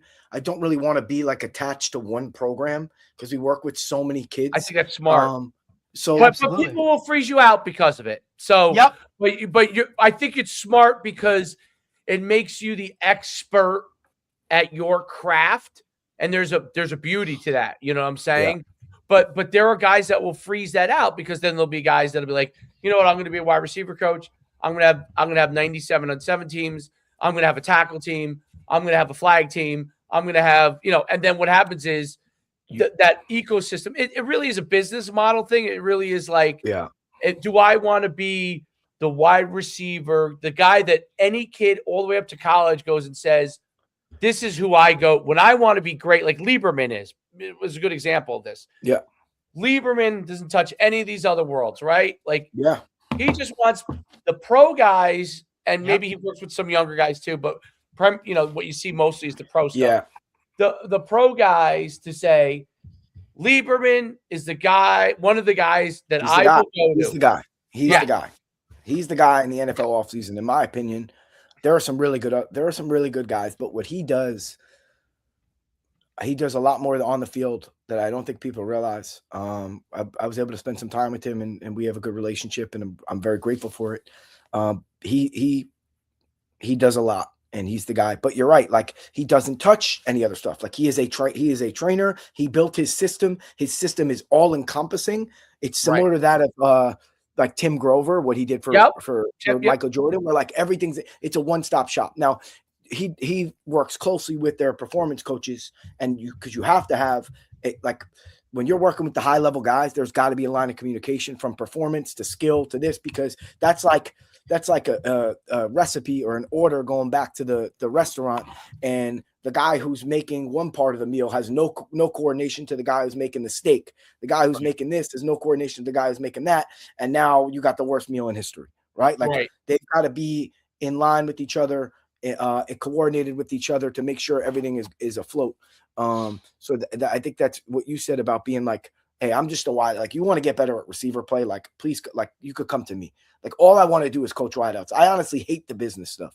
I've gotten better at it, but I'm probably, if you ask somebody like one of the parents, they're probably like, he's a great wideout coach. He could get better a bit. Like I am not great as a businessman. I'm getting better at it. Like all I want to do is coach receivers. Like I love coaching receivers. I love working with kids. I love seeing kids get better and feel better. Like a position coach that doesn't want to be a coordinator. Lieberman did that was good. Yeah. Sorry. What Lieberman did that was good was he, for the kids who can't, younger kids who are not going to be able to either afford or be able, or he has no time to train them. He developed those like online programs for them. Yeah. That's how you reach. That's how you can reach masses without Yeah, and he's got another guy. He's got another guy there who I think takes some of the high school and college stuff, who's also fantastic. He's young. He's going to be a really good coach. His name's Noah. So he's got another system in place there because Atlanta's a hotbed of athletes. Right. Well, look, it's not like he's shutting out a market. He just knows, hey, this isn't my cup of tea, but you know what? I still want to offer it. And eventually some of those guys from there will transition into my guys if they get where they want to, right? So it's kind 100%. Of he's almost creating a pseudo feeder program for it. Yeah. Because again, and I've watched Coach Schumann do this with his business. Like you find a market, it might not be your cup of tea, but you understand how to maneuver and use it as a piece to the puzzle, right? In order to get the big picture and kind of go that way with it. I think the self-awareness aspect, Mike, of you knowing, like, dude, I just want to coach wideouts, but also knowing, like, hey, I do have to do some of this business stuff. And then to continue to get better, like, we have to have money coming in. Yeah, I hate it. I totally understand. But I had a guy marketing, right? Or the marketing aspect. Yeah, well, I just brought on a social media guy for the first time. Because, like, I have an 11-month-old now. I don't want to come home welcome to it. I don't want to cut up film and not for like from sessions and stuff like, hey, like you took the film. Here's what we look for our social media posts. Right. Now you I'm walk working them a little through bit it. more. You create. You like, here's how we do it. Here's the template. And he kind of makes them. And then do now he maximizes what he's really good at or what he really wants to do, buddy. Like you outsource to get your time back. So 100%. And then like the youth groups, like I really don't. I'll come to a couple of youth groups, but like I have a guy who runs our youth stuff now because I'm youth. What age, Mike? What age are you starting? Like up to middle school. Like a lot of times we have Sunday sessions which are really fun. We come together with quarterbacks, and we do a little bit fun. But it's fun. So we'll train some younger guys at those sessions, but the youth stuff, it's starting to get older and older that we accept kids. Like we're starting to shut out. I'm like, go join a Ninja Warrior class. We just talked to a guy who said, look, like anything, I don't do anything with them under like a certain age. He was like, look, 6th grade, that's you got to be Chad Wilson, right? DB guy from South Florida. We talked to Chad and he said, look, if a guy comes to me and says, hey, I want my son to get some one-on-one DB. Okay, well, how old is he? Oh, he's not even in 6th grade yet. Like come back to me when he's 14, 15, whatever that is. Or you know what I mean? Like we're at about 5th grade, 6th grade. Yeah. It's about when they can start to I think that's where they start to get serious. We've talked about that, Dave. Process things. It's process things. So like, you know, just because I have you guys have really young kids, but like I have a 10-year-old that I've watched him when he couldn't process anything, starts to process things. Like I've seen him go. I've seen him transition. 10 years old. Like I see now, like okay, like he starts to like when he comes out of whatever his sport is, like he can process like whether that went well. You know, when they're really young, they just think everything went well, whether it didn't or didn't, you know. So if you actually criticize them, they're really upset, you know, because they just think everything went well. When they get to be 10 is the first time I started to see him like that didn't go the way I wanted it to go. And I'm like, okay, well, why didn't it go that way? You know, either like, okay, well, let's use basketball, for example. You know, I want to play fast. Coach wants me to slow down. I got out of sync. Okay. Or, you know, I wasn't getting to the basket a certain way, you know, like I wasn't like I was last week, you know, whereas when you're 8, like that's not even a processing thing. Yeah. You know, yeah. like they don't even like, they're just at those ages. And look, we do a really good job of we run youth camp, right? Like we've gotten younger in some of the things that we do at that point. Like a lot of that stuff is, you know, competition and fun, and we keep it light. And you know what I mean? Like we just want the guys to continue to join our things, right? I think it's important. Very important. And I think in the way that we do it, they realize the parents realize, like parents just think, oh, have fun. I'm sorry, I'll let you go, but no. I get exactly because I think we're going on the same thing. Fun. And then all of a sudden, they want to all of a sudden shift at like 13 that all of a sudden your son's going to compete. Like to me, they don't get that. People get upset that I say this, but I'm like, it's a staged process. Yes. You got to introduce competition more and more as you get older. When you lose that relay race, winning, it doesn't mean it's about winning or losing. It's about competing. And so all of a sudden you can't expect your kid of 14 who's never competed all of a sudden to compete and him be good at it. Yeah, 100%. I'm sorry. I'm saying it's where we also see the lines getting blurred in terms of travel team, rec ball, like you know what I'm saying? The levels. Yeah. If you haven't introduced competition to your son or daughter or whatever it is, now all of a sudden you're going to put them on an AAU team and they're traveling against the highest level of competition. They're overwhelmed. They're overwhelmed. They'll probably quit. And look, it's why we have, you know, it's why we bring on, you know, our psychology people. It's why we bring on these people to talk to them about the process of maturation. And it all comes back to this level of competition. If it's not instilled, or as a parent, you just assume that competition is already in them, you don't like, that's not where it's at. It has to be like introduced and explained. And this is what this is. If you have a kid that let's say he is 11 and he's still really not ready to compete. Like he's still kind of a wreck dude. And you know what you got to do it at the age, like where they are. So you got to slowly introduce it. But if they're 12 and they're still slow behind the curve on that, that's okay. Keep slowly introducing it. But you don't just, now in 15, you think that somehow he's going to play varsity. Like, no, you know what? He's got to play freshman ball now. Like, that's who he has to be because it took him longer to compete, right? Now, there might be kids that it doesn't mean that they're going to be the best player when they're seniors, but maybe at 10, this kid was really able to compete at a higher level. And you could introduce more. And maybe as a freshman, he is ready to go.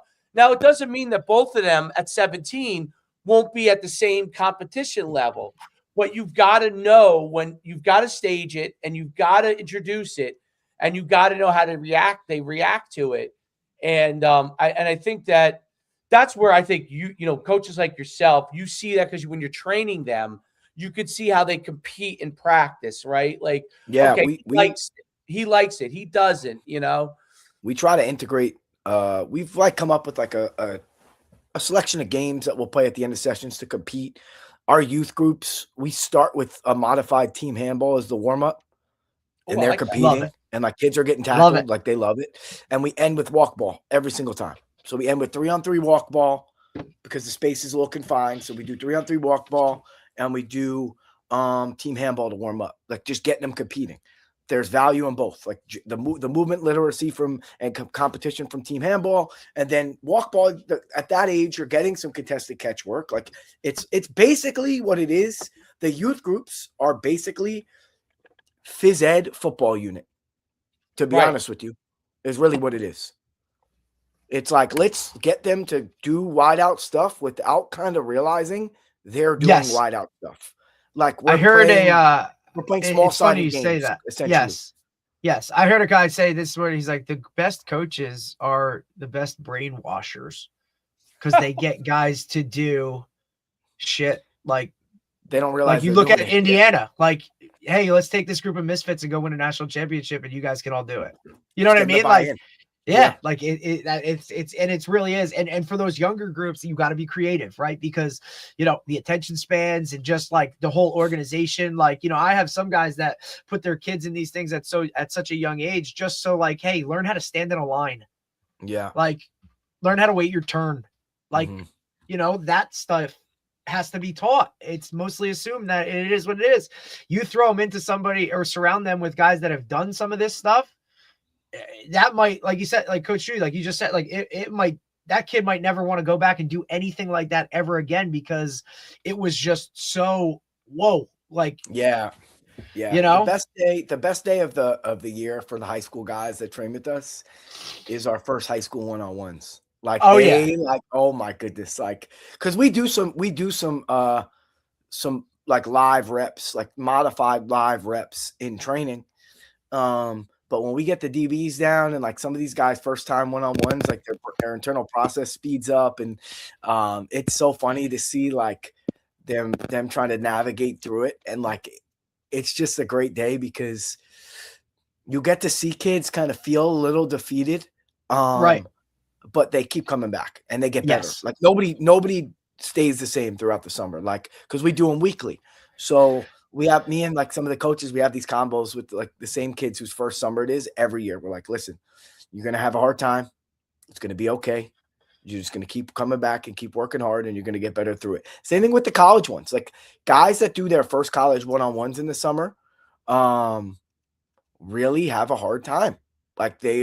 Granted, they're going against some really good defensive backs, but it's their first time. Really, they at school, they do one-on-ones but it's just different. And when you put somebody in front of them and that first one-on-ones, things get a little sped up. The competition raises their nervous system gets a little fired up.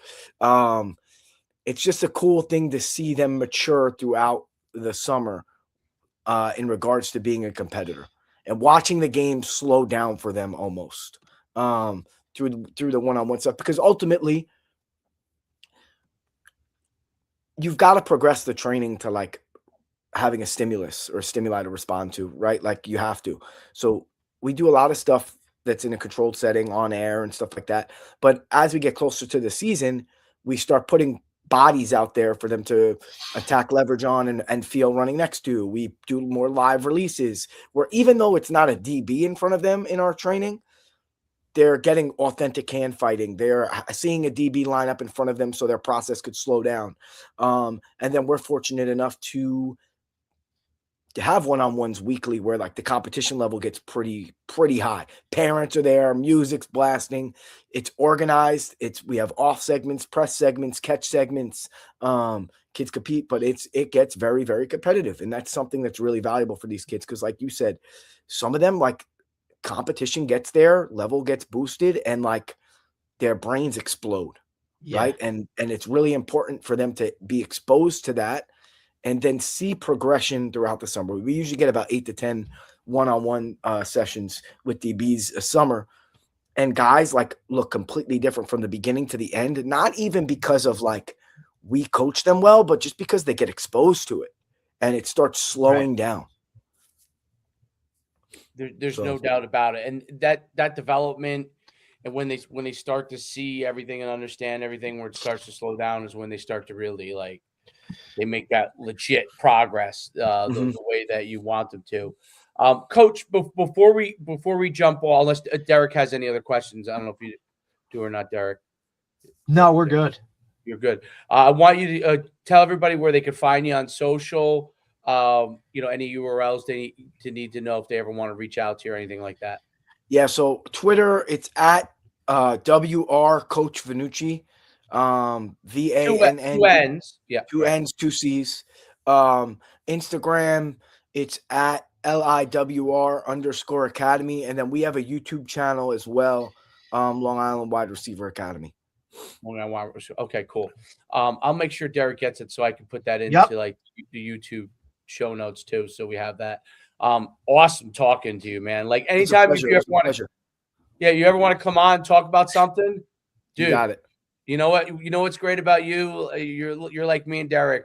We could talk all day. If we were around the dinner table, we'd all be talking and only I don't know if we'll all be listening at the same time.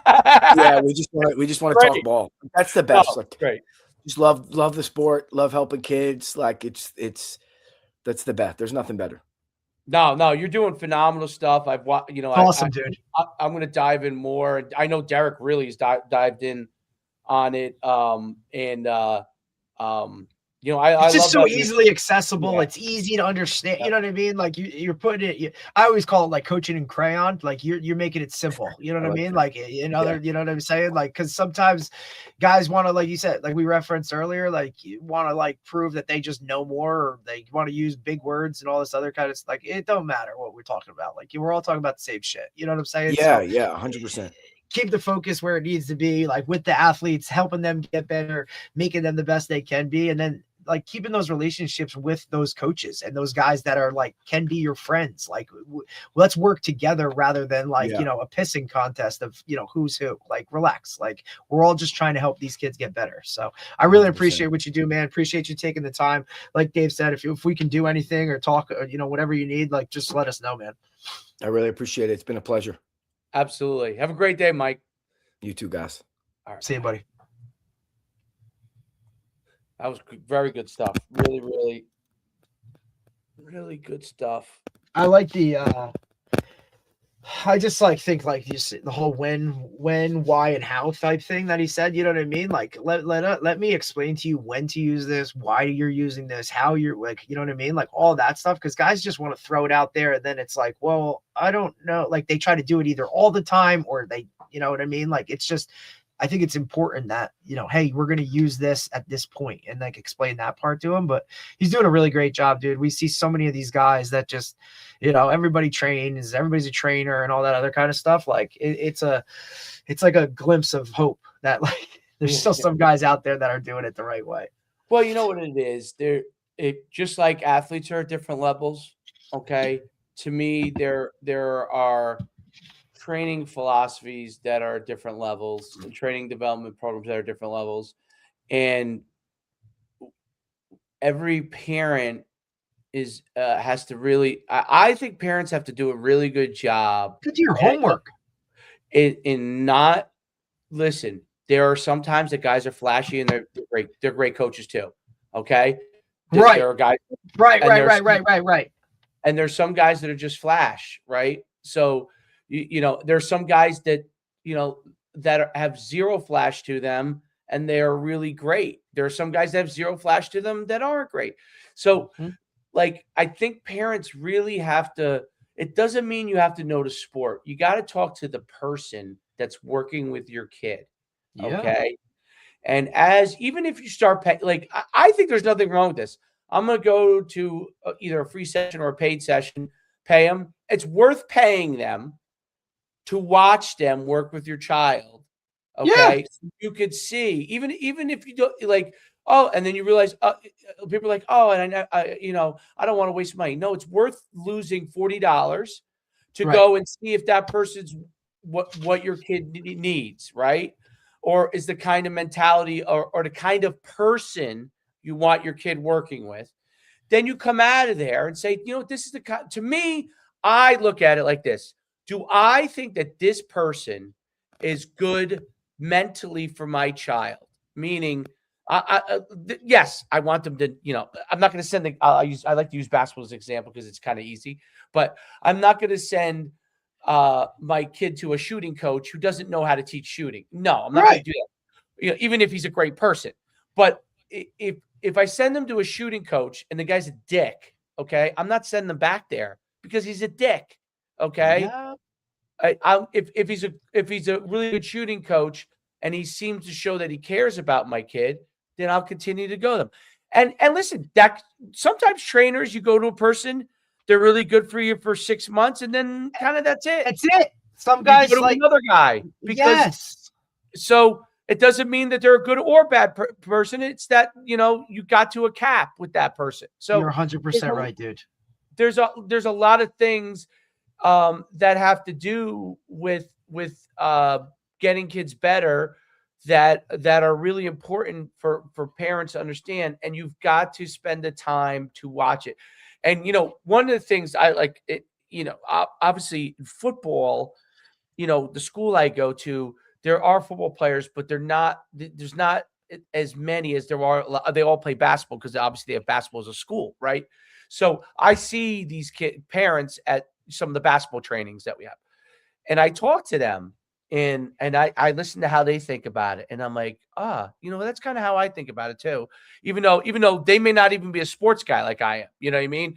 And they'll ask me like, hey, did you ever play for this club or that club? And I'm like, right.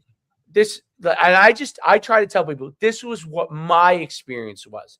It has zero to do whether it's going to be your experience, but my experience was X, right? Like, whether my kid is on that club or not, like basketball wise, I'm like, hey, if you can make the team with this coach, it's worthwhile. Even though we don't play there anymore because we play football and we don't have time to like play, dedicate everything to AAU basketball as much as we'd like to. Time is a constraint. But I said, if you can make one of this guy's teams, whether it's the A or the B or the C, he's good. Play for him because your kid will get better. He's enthusiastic. He's positive. Do I think he's the greatest X's and O's? I don't know whether he is or he isn't. But that's not where we're at. But he's very good with the kids. Which is like, hey, that's what the he's not easy on him. He's very tough on him, but he's good with them too. Good. I'm sorry. No, I'm saying like that's what you want. Like as a parent, you got to ask questions. You can't just go with the Joneses or what you see or like, you know what I mean? Do some of your own homework, especially if you're going to invest money into something. Like you said, like I'll throw away $40 to go and see a session. Don't just hearsay of, oh, this guy's great. It might not be great for your kid, right? Or it might not just be, it might be in the future or it's not where they're at right now, right? Like you have to kind of do your homework as well. Like, you know what I'm saying? Like you do it for everything else. Like, why not? You know what I mean? Like it's got to be important enough to take a little bit more of a hands-on approach to it. I think that's the biggest thing. Absolutely. I watch how they interact, and I watch how they interact with my kid, but like I'll watch how they interact with other kids too. Correct. Like I'm like, oh, okay. Because for the most part, like, like your kid gets it, he understands it, he's been around other trainers and stuff like that. But I also think like when you see that to others, like, okay, you know what I mean? Like how somebody interacts with the kid who might not be as talented as others or is doing something else. You know what I mean? Like just and the like-mindedness across the board. Right. The like-mindedness, the thing that like I am a driven person. I am driven for my kid. Like I don't make any bones about that. Like if you talk, look, if you know, and I almost have this discussion with him every 2 days because he's a competitor, but he's also can be temperamental. And I always say, hey, you know, this is what's required. You don't have to do that. I'm just saying if you like if you go into the game and you're struggling shooting, and then let's say you struggle 3 days in a row shooting, and I'll be like, well, how many shots did you do this week? How much work did you put in? And then he goes, oh, well, yeah, but I go to practice. This is what all kids do. I said, yeah, no. I said, if you want to be good at shooting, it's fairly simple. Okay. And listen, the best way to be best at shooting is create variables and you're shooting. That's probably the best way. But that's hard to do. It's hard to do on your own. Okay. So I recognize that. But at minimum, what you have to do is shoot on your own. So, you know, damn right. He goes, oh, well, I have a shooting coach. I watched a guy who I send him for shooting to. I watched him coach other kids for 2 years, Derek. There you go. Before you signed off on your kid going. Yes, because he has a nonchalant style. Okay. I hope a lot of these guys are still around when my two want to get into this. I mean, shit, we're talking, well, basketball, the young guy, you know, you never know because the business is, I don't think any of them, you know, the best ones might make 6 figures, but it's like funny though, like, not to cut, like Mike he's like, hey, did Coach Schumann do like camps and stuff or something? Like when we were talking before you got on off air, and I'm like, I guarantee you went to one of his camps or did some shit with him, buddy. Like, you know, he's like, dude, the name sounded so familiar. I was like, did he like used to put out like a report or something? And I was like, I'm sure you were on a list, dude, or whatever it is. I said, Coach Schu's done it all and whatever. He was like, oh man. He's like, and then I was talking to some buddies that were like, oh, dude, you don't remember it? And you see this? Or I was like, that's what we're working with here, dude. Like, yeah, you're gonna talk to it today. Like, it was kind of funny. I was like, yep. Yeah, no, I deal with this all the time. I was like, I deal with this all the time. Of like, yeah, that's that guy. Like, right? Because even though my name is always associated with it, but you see the picture of me more than you see me put my name. You would see NUC Sports, but then you would see this picture of this guy, and I'm obviously older than I was then. So. I was younger. I had dark hair then. So, you know, which I don't have anymore. Well, neither of us ever had a beard. Like, you know what I mean? Like, beards just weren't a thing. So, like, normally when you, like, you know what I'm saying? Like, now you have beards. We were talking about this, but I was even talking about it the other day, like, with, like, guys, like, whatever. Like, some people are just unrecognizable because beards are, like, a thing. And, like, they weren't for so long. Like, clean shaven, whatever. Like, now everybody just has a beard. So it's. Yeah. It is funny. It's very like when your kids, your daughters. So think about so Avery's 2.5. So like it's so interesting. So like the guy at although I'm trying to think, there probably is there's some basketball guys closer to where you are that are actually great too. Really good. Yeah, like I think there's like Aldorado's by you. He's really good. Yeah, this area down here, and Dave, with the new Superdome opening up, I can only imagine what's going to flood into this. You know what I'm saying? Like, there's going to be a whole. And dude, I'm telling you, I drive by this place every day. It's so much bigger than the one in Waldwick. Like, it's huge. Yeah, I think it's going to be bigger than what's that place up by you in Manalapan that we've used before. Oh, Sportica, which is huge. Oh, dude, this is it's bigger. No doubt. There's no doubt. Yeah. So so you're gonna have.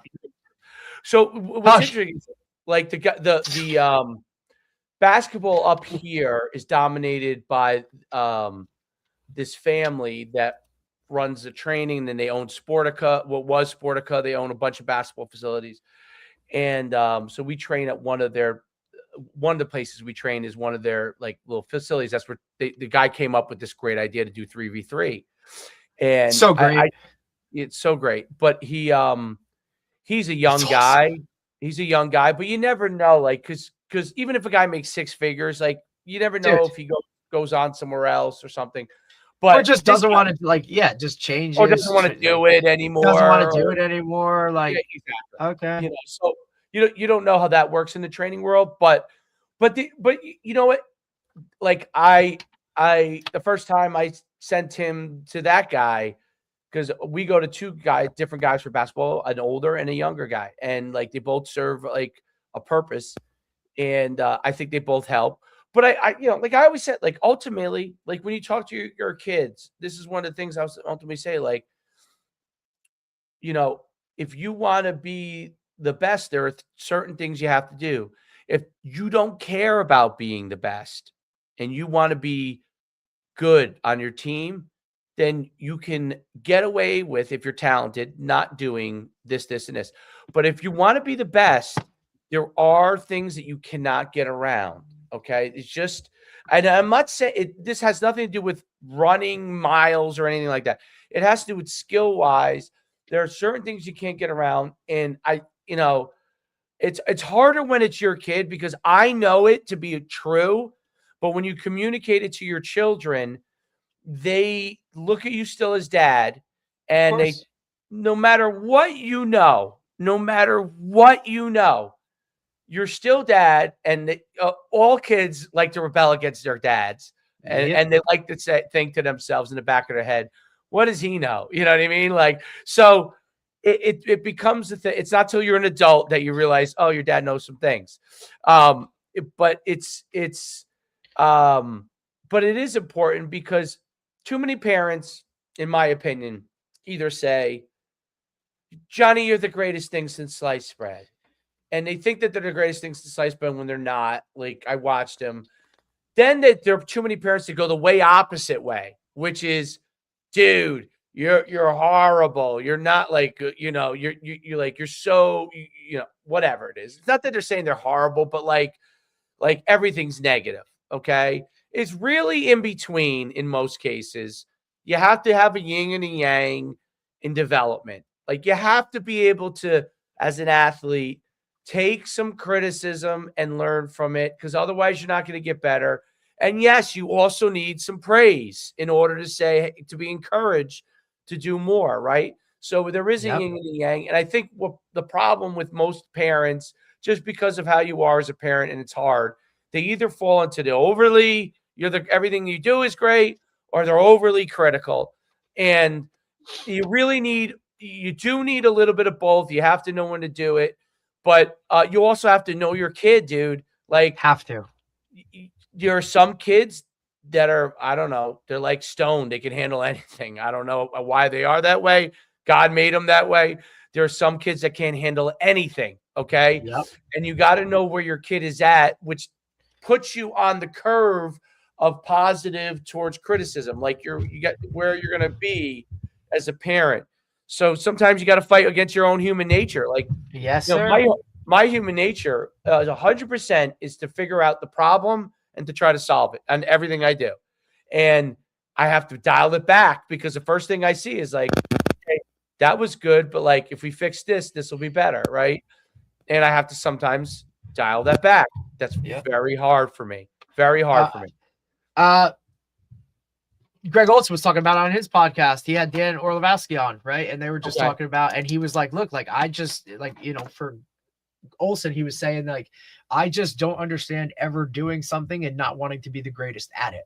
Like, he's like, and that's where my wife has to kind of come in and be like, look, Greg, not everybody's like that. Like, you know what I mean? Like, some guys are just doing it to do it. Like, it is what it is. And I get it, because I'm the same way, right? Like, anything I'm going to do it above and beyond and better and give 110%. And that's not, you know what I mean? Like, it's not what the world is. And that's very important, because it doesn't mean that the kid won't get to that point. You have to know where they are. Absolutely. Figure out how you can meet them where they are, and then figure out 100%. Can you slowly nudge them? Can you nudge? That's why I ask. You got to brainwash them. Well, I asked these questions because when you give me an answer, that's you giving me the answer. It's not me giving the answer. So like Correct.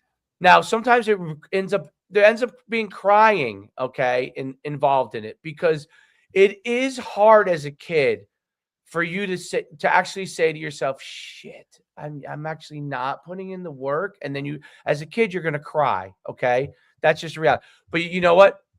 I'm like, hey, dude, I'm like, it's not worth crying over. It's good to realize it. Okay.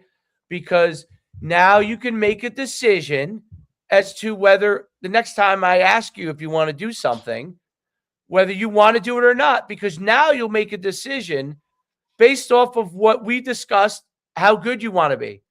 And either answer is okay. To be honest, the either answer is okay. Right. I just want to know. If you tell me you want to be good and then you show me something different, then Right. I understand what the real answer is, but you need to come to grips with that a little bit. Absolutely. Even though you're young, because what happens, you still got to understand it and still got to want to be here. And I need to hear it from you. Don't just tell me it because you know it's what I want to hear. Or if it isn't what you want to do, then I want to know that too. Like, and I'm not going to be pissed or whatever. And I might try to nudge you a little bit and ask again and continue to ask. But if ultimately it's not what you want to do, dude, like that. It's why I've asked you, like, what age do you put it in their hands? You know what I'm saying? Like, each year I've kind of always I realized some of the things when he was younger, I was way too early on some things, and I kind of had dialed back. That's a really hard thing for parents, even knowing that I didn't know early on. You know what I'm saying? And then the placement is so important. You know what I'm saying? In terms of, that's why you got to do your damn homework, right? Like, and the important thing is women lie, men lie. And this is why I say this. What that really means is outside people that are not within your family, and maybe even sometimes people within your family, but outside people have completely different objectives necessarily than your objectives. 100%. So it's not that they're lying to you on purpose. They're not purposely lying to you. Right. So people, they're look, I'll be honest with you right now, Dave. Like, I'm going through it because my two nieces are sophomores at Butler and they're starting on the girls basketball team. And one started last year as a freshman and, got some accolades, and they're two like higher level players of what it is. And, I now have, cousins asking questions because they know, like, this is what I do and I'm in this world, and I'm trying to, hey, these are the things you need to do, like as a freshman becoming a sophomore, or now from like where you're at now to here. And like, if this is like, hey, I want to play college basketball, like you need to start doing some of these things. And it's kind of like, oh, well, she doesn't do that, or, oh, she doesn't have that, right? Like, okay, well, if this is where you want to go, some of those class choices need to change, or those grades need to change, or she needs to be playing on this travel team, or, okay, she goes to, or she plays on this AAU team. But if you want to get here, you need to look at a different team. And that's where I have to remove the Godfather hat, right? And put on, okay, like, this is a not business, but if you really want to listen, like, and you want to do this, like, this is what I tell everyone and all of the guys that want to do these types of things. Like, this is what it is, and it's kind of been a little like temperamental in terms of like, oh, okay. Like, hey, you asked the question, I'm going to give you the, you know what I mean? Like, this is how I can help you, not as God, like, because I'll be there to support whatever the hell you want to do. You know what I mean? Like, I'll be the first one to cheer you on and rah and do all this shit. But at the same point, like, look, if she don't learn how to do this, or she's like this ain't going to happen, right? Where I have to now, it's kind of like, well, what do you mean? She's, you know what I'm saying? Like, it's a fine line of what that is. I have a cousin who my cousin's son, one of my cousin's son is he now is like just a student. Actually, he might be graduated from college now, but when he was a stud at, like, his father was tall and was like, I think, a tennis player in college, but like, this kid was like, his father's lean. This kid was like, he looks like a football player, like right from when he was young. But he didn't play football because they would never let him play football. But he's like 6'2.5", 6'3", okay, and as a senior, he was probably about 205, 210, maybe bigger. All right. Like big, huge kid. I think he was a soccer goalie. But I bring this up because my aunt was telling me the story about his whole life. He was a point guard, and he was a great point guard all the way through AU, all that kind of stuff. And he went to a public school, where town he lived in. And it's in New York, and it's a big school.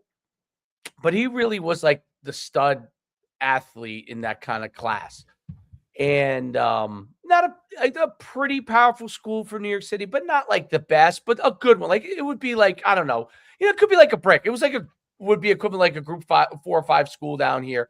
Right. So, but he was, if not the best, one of the 2 or 3 best athletes in his class in that school. So he obviously a good athlete, big kid. Anyway, so the basketball coach that he was there was the mother was telling me that always like small guards, but he was a big like Magic Johnson type point guard and was great. Well, immediately they threw him in at center, right? Of course. And he was very upset and struggled early on. Okay. And then, but the father, this is why I bring this up. The father, my cousin, is the kind of guy who will never say anything. Like his whole philosophy is to never say anything about anything, right? Kind of like the chips will fall where they may. It was if he wants to do something, he's got to speak to him. Kind of like what you as coaches will say is a dream from that standpoint. Like that's who he is. All right. Well, he struggled with that as a kid early on.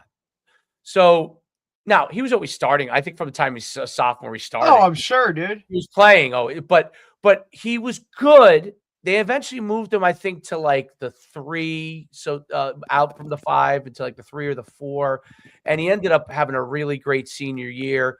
But my aunt said to me, if he really just was willing to talk to the coaches, or maybe if my cousin was willing to say, hey, maybe he should go to a different place, he might have been able to go play point guard. And not that he would have went Division I, but like could have been a college basketball player. He was, but at the 3, I mean, or the 4, how many 6'2.5", 4s are there anywhere? No, nowhere, right?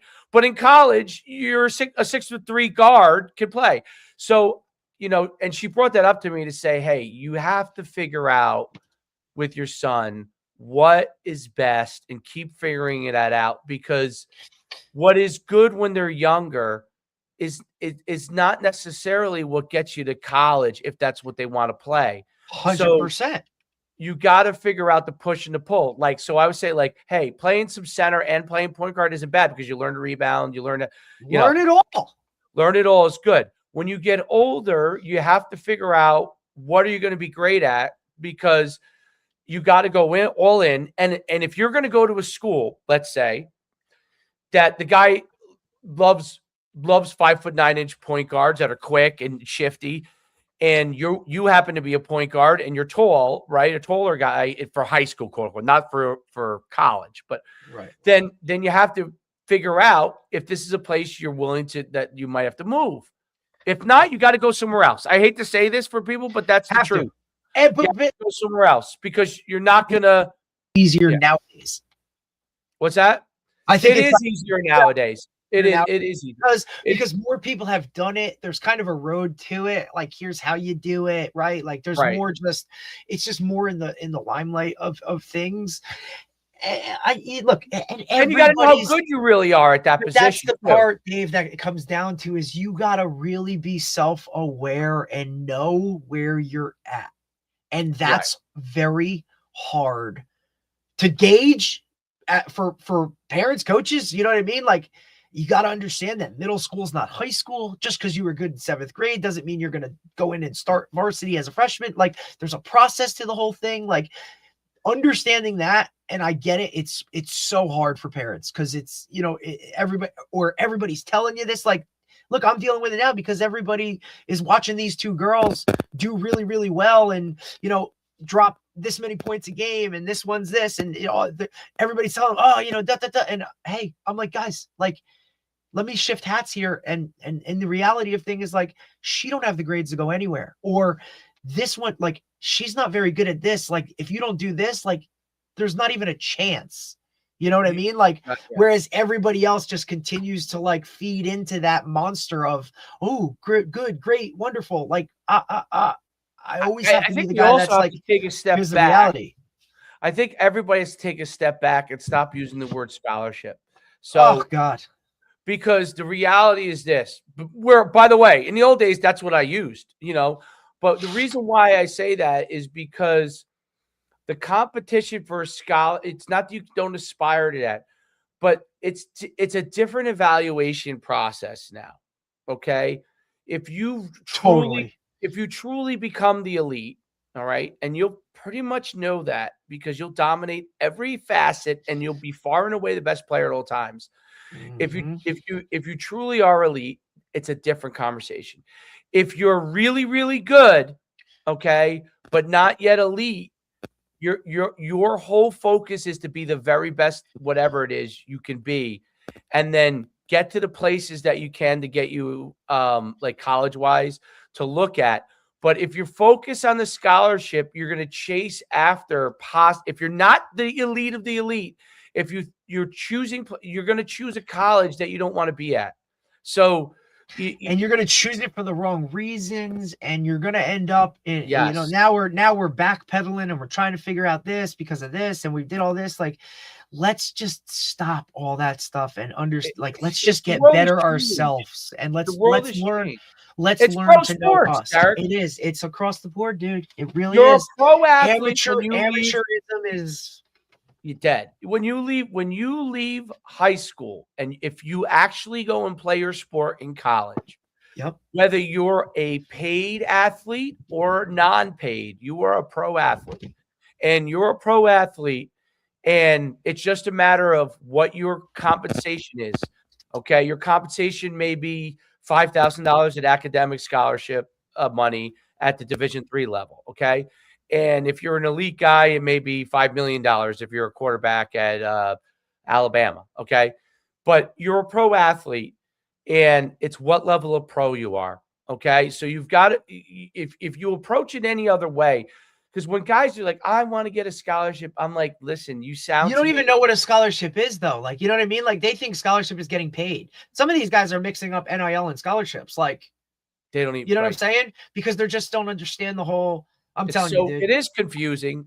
Our market is to pay us. We will come in and talk to every parent in your program and explain what it is. This is what you do as a 7th grader, 8th grader, freshman. And look, and we'll preface it with this is like, and everything we just told you might not mean a goddamn thing, because like that's not the situation that it's in. And every school is going to do what they do. But here's the bigger picture parameters of you probably should be maneuvering in this column or this, checking these boxes. These are some of the non-negotiables. This is what this word means. I mean, you could do a whole session on just like vocab words of like, this is what NIL is. Okay. This is what a grant is. This is what a scholarship is. Like this, all of these intricacies. And by the way, they're constantly changing. So if you're not staying on top of it, look, and I say it all the time to you, right? Like, even if they had an older child that went through it 2 years ago, not even close. A year ago, not even close. 6 months ago, shit, not even close. Like, you know, like, definitely not for you, even with youth. Now, all of a sudden, your league pushes back a date, a month, changes the entire dynamic of your entire situation, organization, team, like the whole thing of holy shit. Like, I mean, all their end up like they think they're helping other teams. All they're doing is making our team and Wombo's team just into an monsters, even more monsters. But for you now, like, okay, now I gotta go and find out. Are you staying up? Are you coming down? Are you coming up? Are you going down? Like, people are going to come down. So what I think happens in this situation is if they view the group that's down, the coaches, as being really good, they're coming down.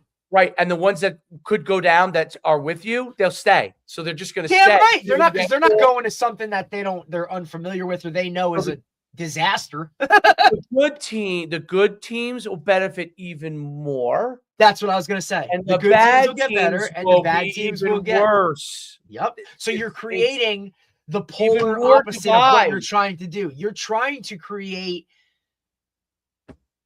what's the word I'm looking for? They're trying to create a situation where some kids that would be good if they drop down a level can go to create more parity, right? But what ends up happening, parity is the word I'm looking for. You're looking for more teams to be even. Yes, which I understand that. Believe me, I would love for that. I would absolutely love.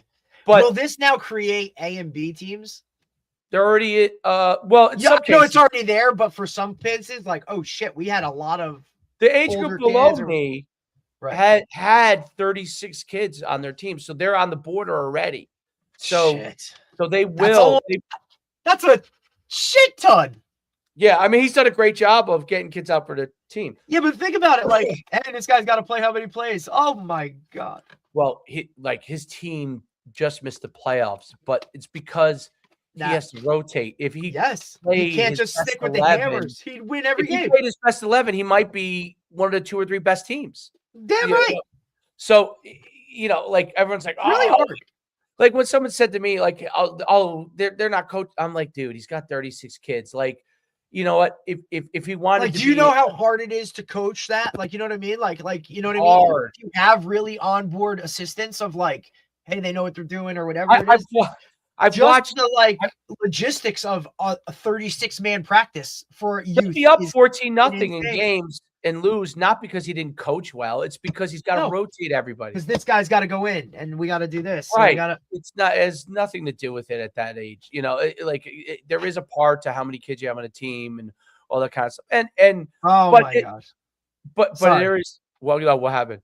Breaking news. Did you see, by the way, Hafley got the Miami job? Did you know he's a Pascack Valley guy? I didn't know that. No, Pascack Hills. Pascack Hills, sorry. Because the guy that works with us, Tony Durkin, was a phenomenal running back there back in the day. Just went in their first ever went in their first ever Hall of Fame. Yeah, he worked with us this year. Like, what year? Older than us. Like, he might be like more around like my dad's age. Yeah, that's where Brooks Alexander used to coach. You know, I thought Valley was always, or Hills was always like always this redheaded stepchild to Valley. Yeah, they are like an Indian Hills Ramapo situation. But breaking news, it's exactly that. Our good friend and might be definitely a guest on the podcast. Tariq Holman, Hudson Catholic head coach. Oh yeah, I knew that yesterday. Guy. Yeah, it was just that I heard yesterday that I heard that yesterday. Also, I know Hafley got that job, but Campanile, and he interviewed for that, and he just interviewed for the Ravens head job. Oh, so this is his second cycle of interviews for head coaches in the head coaching Jacksonville, job. Right? He's Jacksonville. And the turnaround they had defensively, holy shit, dude. But if he doesn't he might get one in this cycle because there's a lot. If not, within 2 years, 100%, no doubt. And I know, like, he had worked. I thought the Dolphins could have been an option because he was there, and I know they brought in the Green Bay guy who had worked with him when he was in Green Bay, and now even with he worked with Hafley, I mean, like, he's gonna get something, dude. It is so wild.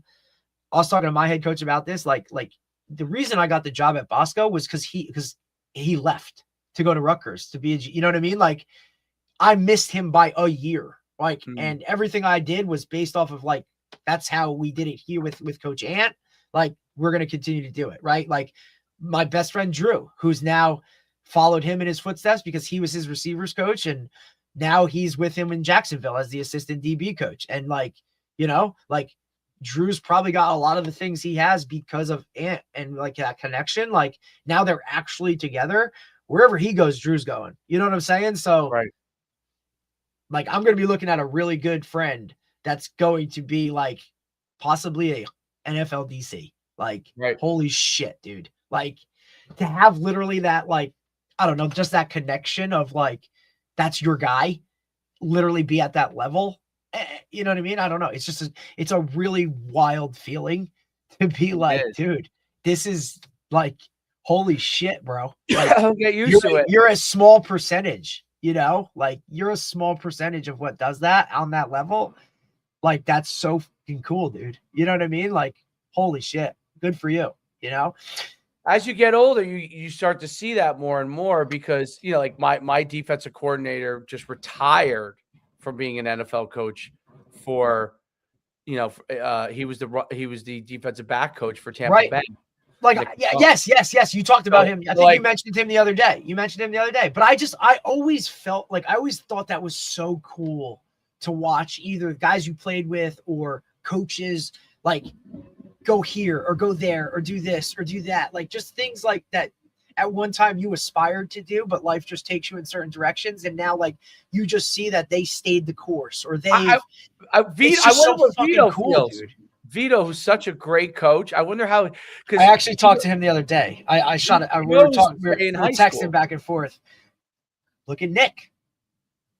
Like, you know what I mean? Like, right. They've chosen to stay high school, right? So far. Whereas Nunzio has made a jump and now he's your guy. Like, he's calling plays for your boys. Are you like, that's dude, so he got cool, you know who he got to UConn? Emmanuel Ross. Saw that. Yes. Saw that the other day. That was huge. Dude, I'm just telling you, he's going to create a pipeline where there's going to be more Jersey Cats going there now. Yeah, the only thing you don't know, because of the way college is, literally, will they stay? Jones could be there 2 years and, you know, he could be a head coach. For him, I think 100%. Right, because I know he was up for the Penn job. I didn't anticipate him being there long, not because he wouldn't want to, because eventually he's going to be a head coach, right? So, like I said, I know he was up 2 great years, job, right? That'll be awesome, you know. But that's what I'm saying. Like, I just think he'll create a nice little pipeline up there for him. You're thinking, hey, I live in Franklin Lakes, right? My kid goes to Sacred Heart, right? Like, Syracuse, UConn, like, and a jump in title or responsibility where now you're calling plays, buddy. Like, you're the guy. Like, you know what I mean? Like, they make those moves, but behind the scenes too, like, just knowing them as a family, like, hey, dude, I'm going to call my brother at Bergen Catholic. Like, hey, UConn's on his top 10, right? Or I'm going to call my buddy at my brother at DePaul. Like, hey, UConn's now in that guy's top 5. Like, he's just going to get more eyes on UConn getting Jersey kids. Like, that's, right. And I think that's UConn's one of those schools. Like, they've had success, but it's not in the limelight, right? Like, it's not flashy or whatever. Like, they've won games and they've had some stability under that. So they've shown that they can do it. Once you get some of these Jersey guys to go there and now start to have success, dude, like, now UConn's going to be on the menu, right? You know what I'm saying? Because Rutgers is Rutgers, probably not even going to recruit that cat. Or, you know, if they do, Craig's not going to give him that love. I wonder what I don't know what Rutgers' budget is, but, like, dude, UConn landed him. They had to pay Emmanuel pretty good. They probably UConn. Yeah, because you had to beat out whatever Syracuse is paying, which is pretty good money. Like, we know that. Like, right. And we beat out we got the backup quarterback from Tennessee, Merklinger. Saw that. So, like, they had to pay him pretty good. Oh God, dude. Yeah, so I can't wait till you're on the inside track and you start to know those numbers. They have some money now. UConn must have some money going in there. UConn's biggest donor is, I don't know if you ever heard of her, but, like, there's a girl influencer named Charlie D'Amelio. She's, like, the biggest TikToker or whatever. Yeah. And so he went to UConn. I guess he was there when I was there, but I didn't know who he was. But that family is, like, the big for basketball and also football, like, the biggest donation group. And they're, like, you know, I don't know exactly what they're worth, but it must be north of 100 million. And gotta be. Yeah. So they're a big part of.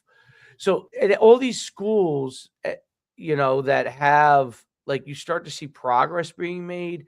That is one of the big things that you're seeing is there's a person or a group of persons that are putting in an extreme amount of money. Mark Cuban at Indiana. Okay. Dude, you saw him last night. Like, somebody asked him about, like, hey, investing in better players, does that change the dynamic of your locker room or whatever? And he's like, 100%. Like, you start dealing with these guys. You want to just go buy the best players?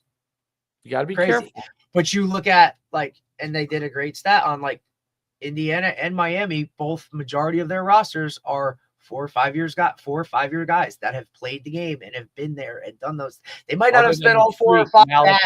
Malachi's a freak, dude. See, dude, and Fletcher. Could you imagine Malachi and Fletcher were on the same roster? Mike had both of them at the same time. Fletcher went to Heritage too. What? Yeah, bro. I told you, Mike is on a different level, Dave, when it comes to players. Like, it's why I reference it so much. Like full-time jobs that I could come work with him, buddy. I've tried for years to get like I've done some things like teaching. Like I'm just telling you, dude. It is. He had Malachi and Fletcher. Were they there at the same time? Oh, Fletcher's older, Dave, right? He also had Brian Burns and Surtain on the same team. Well, I remember that. Like, wow. And then Diabell was with Malachi, right? And Diabell. Yes, but Malachi he reclassed up, and Dia still had another year. Like Dia got hurt, rolled his ankle the game before the playoffs or the first round of the playoffs, and Malachi, I told you, went to quarterback and played and won a state title playing quarterback the last 4 games. Malachi, dude, just even watch it. Like even in the first quarter, like he was returning a punt, he like slipped and barely hit his ass on the ground and kept his feet and still got 10 out of something where it was like. You know, yeah, and Fletcher, Fletcher's a monster. Yes, like he's huge. He holds the ball kind of weird, doesn't it? Like it's always been a little like that's always been weird, like a little spot of. But he's just so dynamic. He's an animal, bro. He's an animal. In high school, like he looked like Derrick Henry. Like he's like Derrick Henry. Yeah, he kind of is like that. Big. And they use multiple backs. He's. Dude, I'm telling you, those guys were in the same. When you see those guys, and here's the part. It's a private school, right? Private school. It's like it's a St. Thomas Aquinas, right? Like it's that type of gig. It's different in the fact that like their parents have to put in hours. You know what I'm saying? For those kids to go there, so that's why they can't. Huh? Does he get stressed, or does he? You know? Oh, Mike. Yeah. Oh, it's unbelievable, dude. Like the level of stress that I've seen him age more in being the head coach in the last couple of years than anything in the world. It's almost like he stays because it's kind of addictive, but 100%. And for so long, he was just the strength guy, and then he kind of transitioned to like the running back guy. But the entire off season for these kids developing, whether they're in the NFL or not, they all come back to Mike. He trains them speed and stuff like that, right? Everything, speed, strength, the whole works. Like, and he has or no, just a speed. Not so much positional anymore. Like it's not really positional. It's more correct. Yeah. But it's like his group in the spring, and he has a combine group. Like he does that whole thing. You know what I mean? The combine prep stuff. But part of his contract at Heritage is I can use my personal business training, which is what he built it. I can use the facilities. So everything's done at Heritage. But these guys all just come back and go to Mike. Like all those guys, Burns, like you should. This off-season workout in the spring, Dave, is like, holy shit, how many NFL guys are here? Like from Heritage. Like right. Unlike other trainers, he doesn't really focus on putting too much video out there. He doesn't even really care about that. You don't have the fucking time, dude. Right. I should hire him a guy. Dude, I like, and look, his wife does a lot of his still photos, right? Like she's the best. She's awesome. But he has a son who's a junior. He's on the team, but he don't really play. Like, you know, he's on it, but he's part of it. But Marcus is not Mike. He's like tall as shit. Cool. Yeah, running back. Like he saw some carries, but you know, Mike's funny with it. He's like, yeah, I guess we'll see if he's good. Like, you know, like right. Like who is he? Sony Michel? No. Like, what are we talking about? You know what I mean? Like and look, it's really hard because like that area is fucking stacked beyond. Like, have you seen the videos on so where Mendoza went to high school? A block away from 2.8 miles away from Miami, and they didn't give him a scholarship. Their facilities are unbelievable. Christopher Columbus. It's also a private school. They just hired a new guy. That is a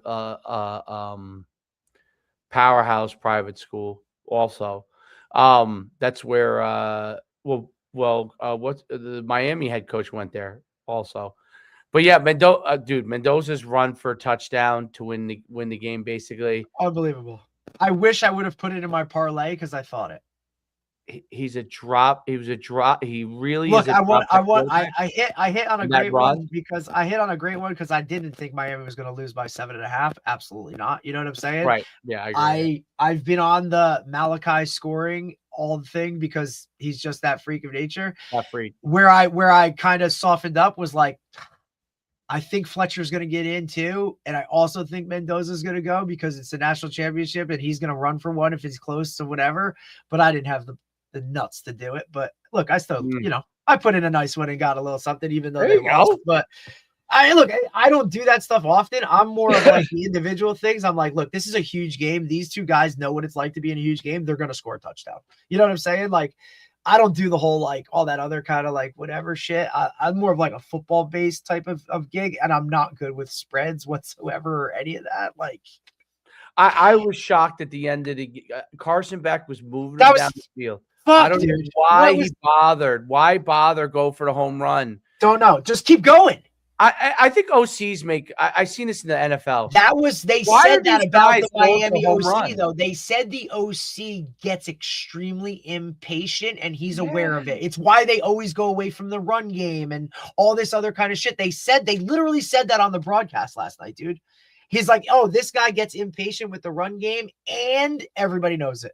I don't think that was on Carson Beck. I think that was on the play call. Like, why are you doing that? And kudos to the DB in cover 2 sinking underneath it because he had no threat. Like cover 2 1-on-1. Like if there's nothing there threatening, you keep getting depth underneath it. But I mean, shit, he basically threw it to him. I just to a point where my wife was even like, "What was that?" And I'm like, I thought with the momentum they had, they were going to win the game. Actually, I'm like, I don't know. I was awesome. I was shocked you went down the field. Talked to Marion Bell because Jalen won a national championship. Like I said, hey, like good luck tonight. Congrats. How much is he playing? Specials. I think he played a bunch of specials, like running around. He's still a young corner, but I mean, it was just awesome to see. I mean, he's obviously at every one of these games. He's been at every fucking playoff game it is, and I'm like, Marion, I guess this, that move in 8th grade was the right move. Like, or how about like things didn't work out at LSU and he ends up in Indiana and now he's a national champion. Like you got a son who's a national champion. Like, right. It's awesome, dude.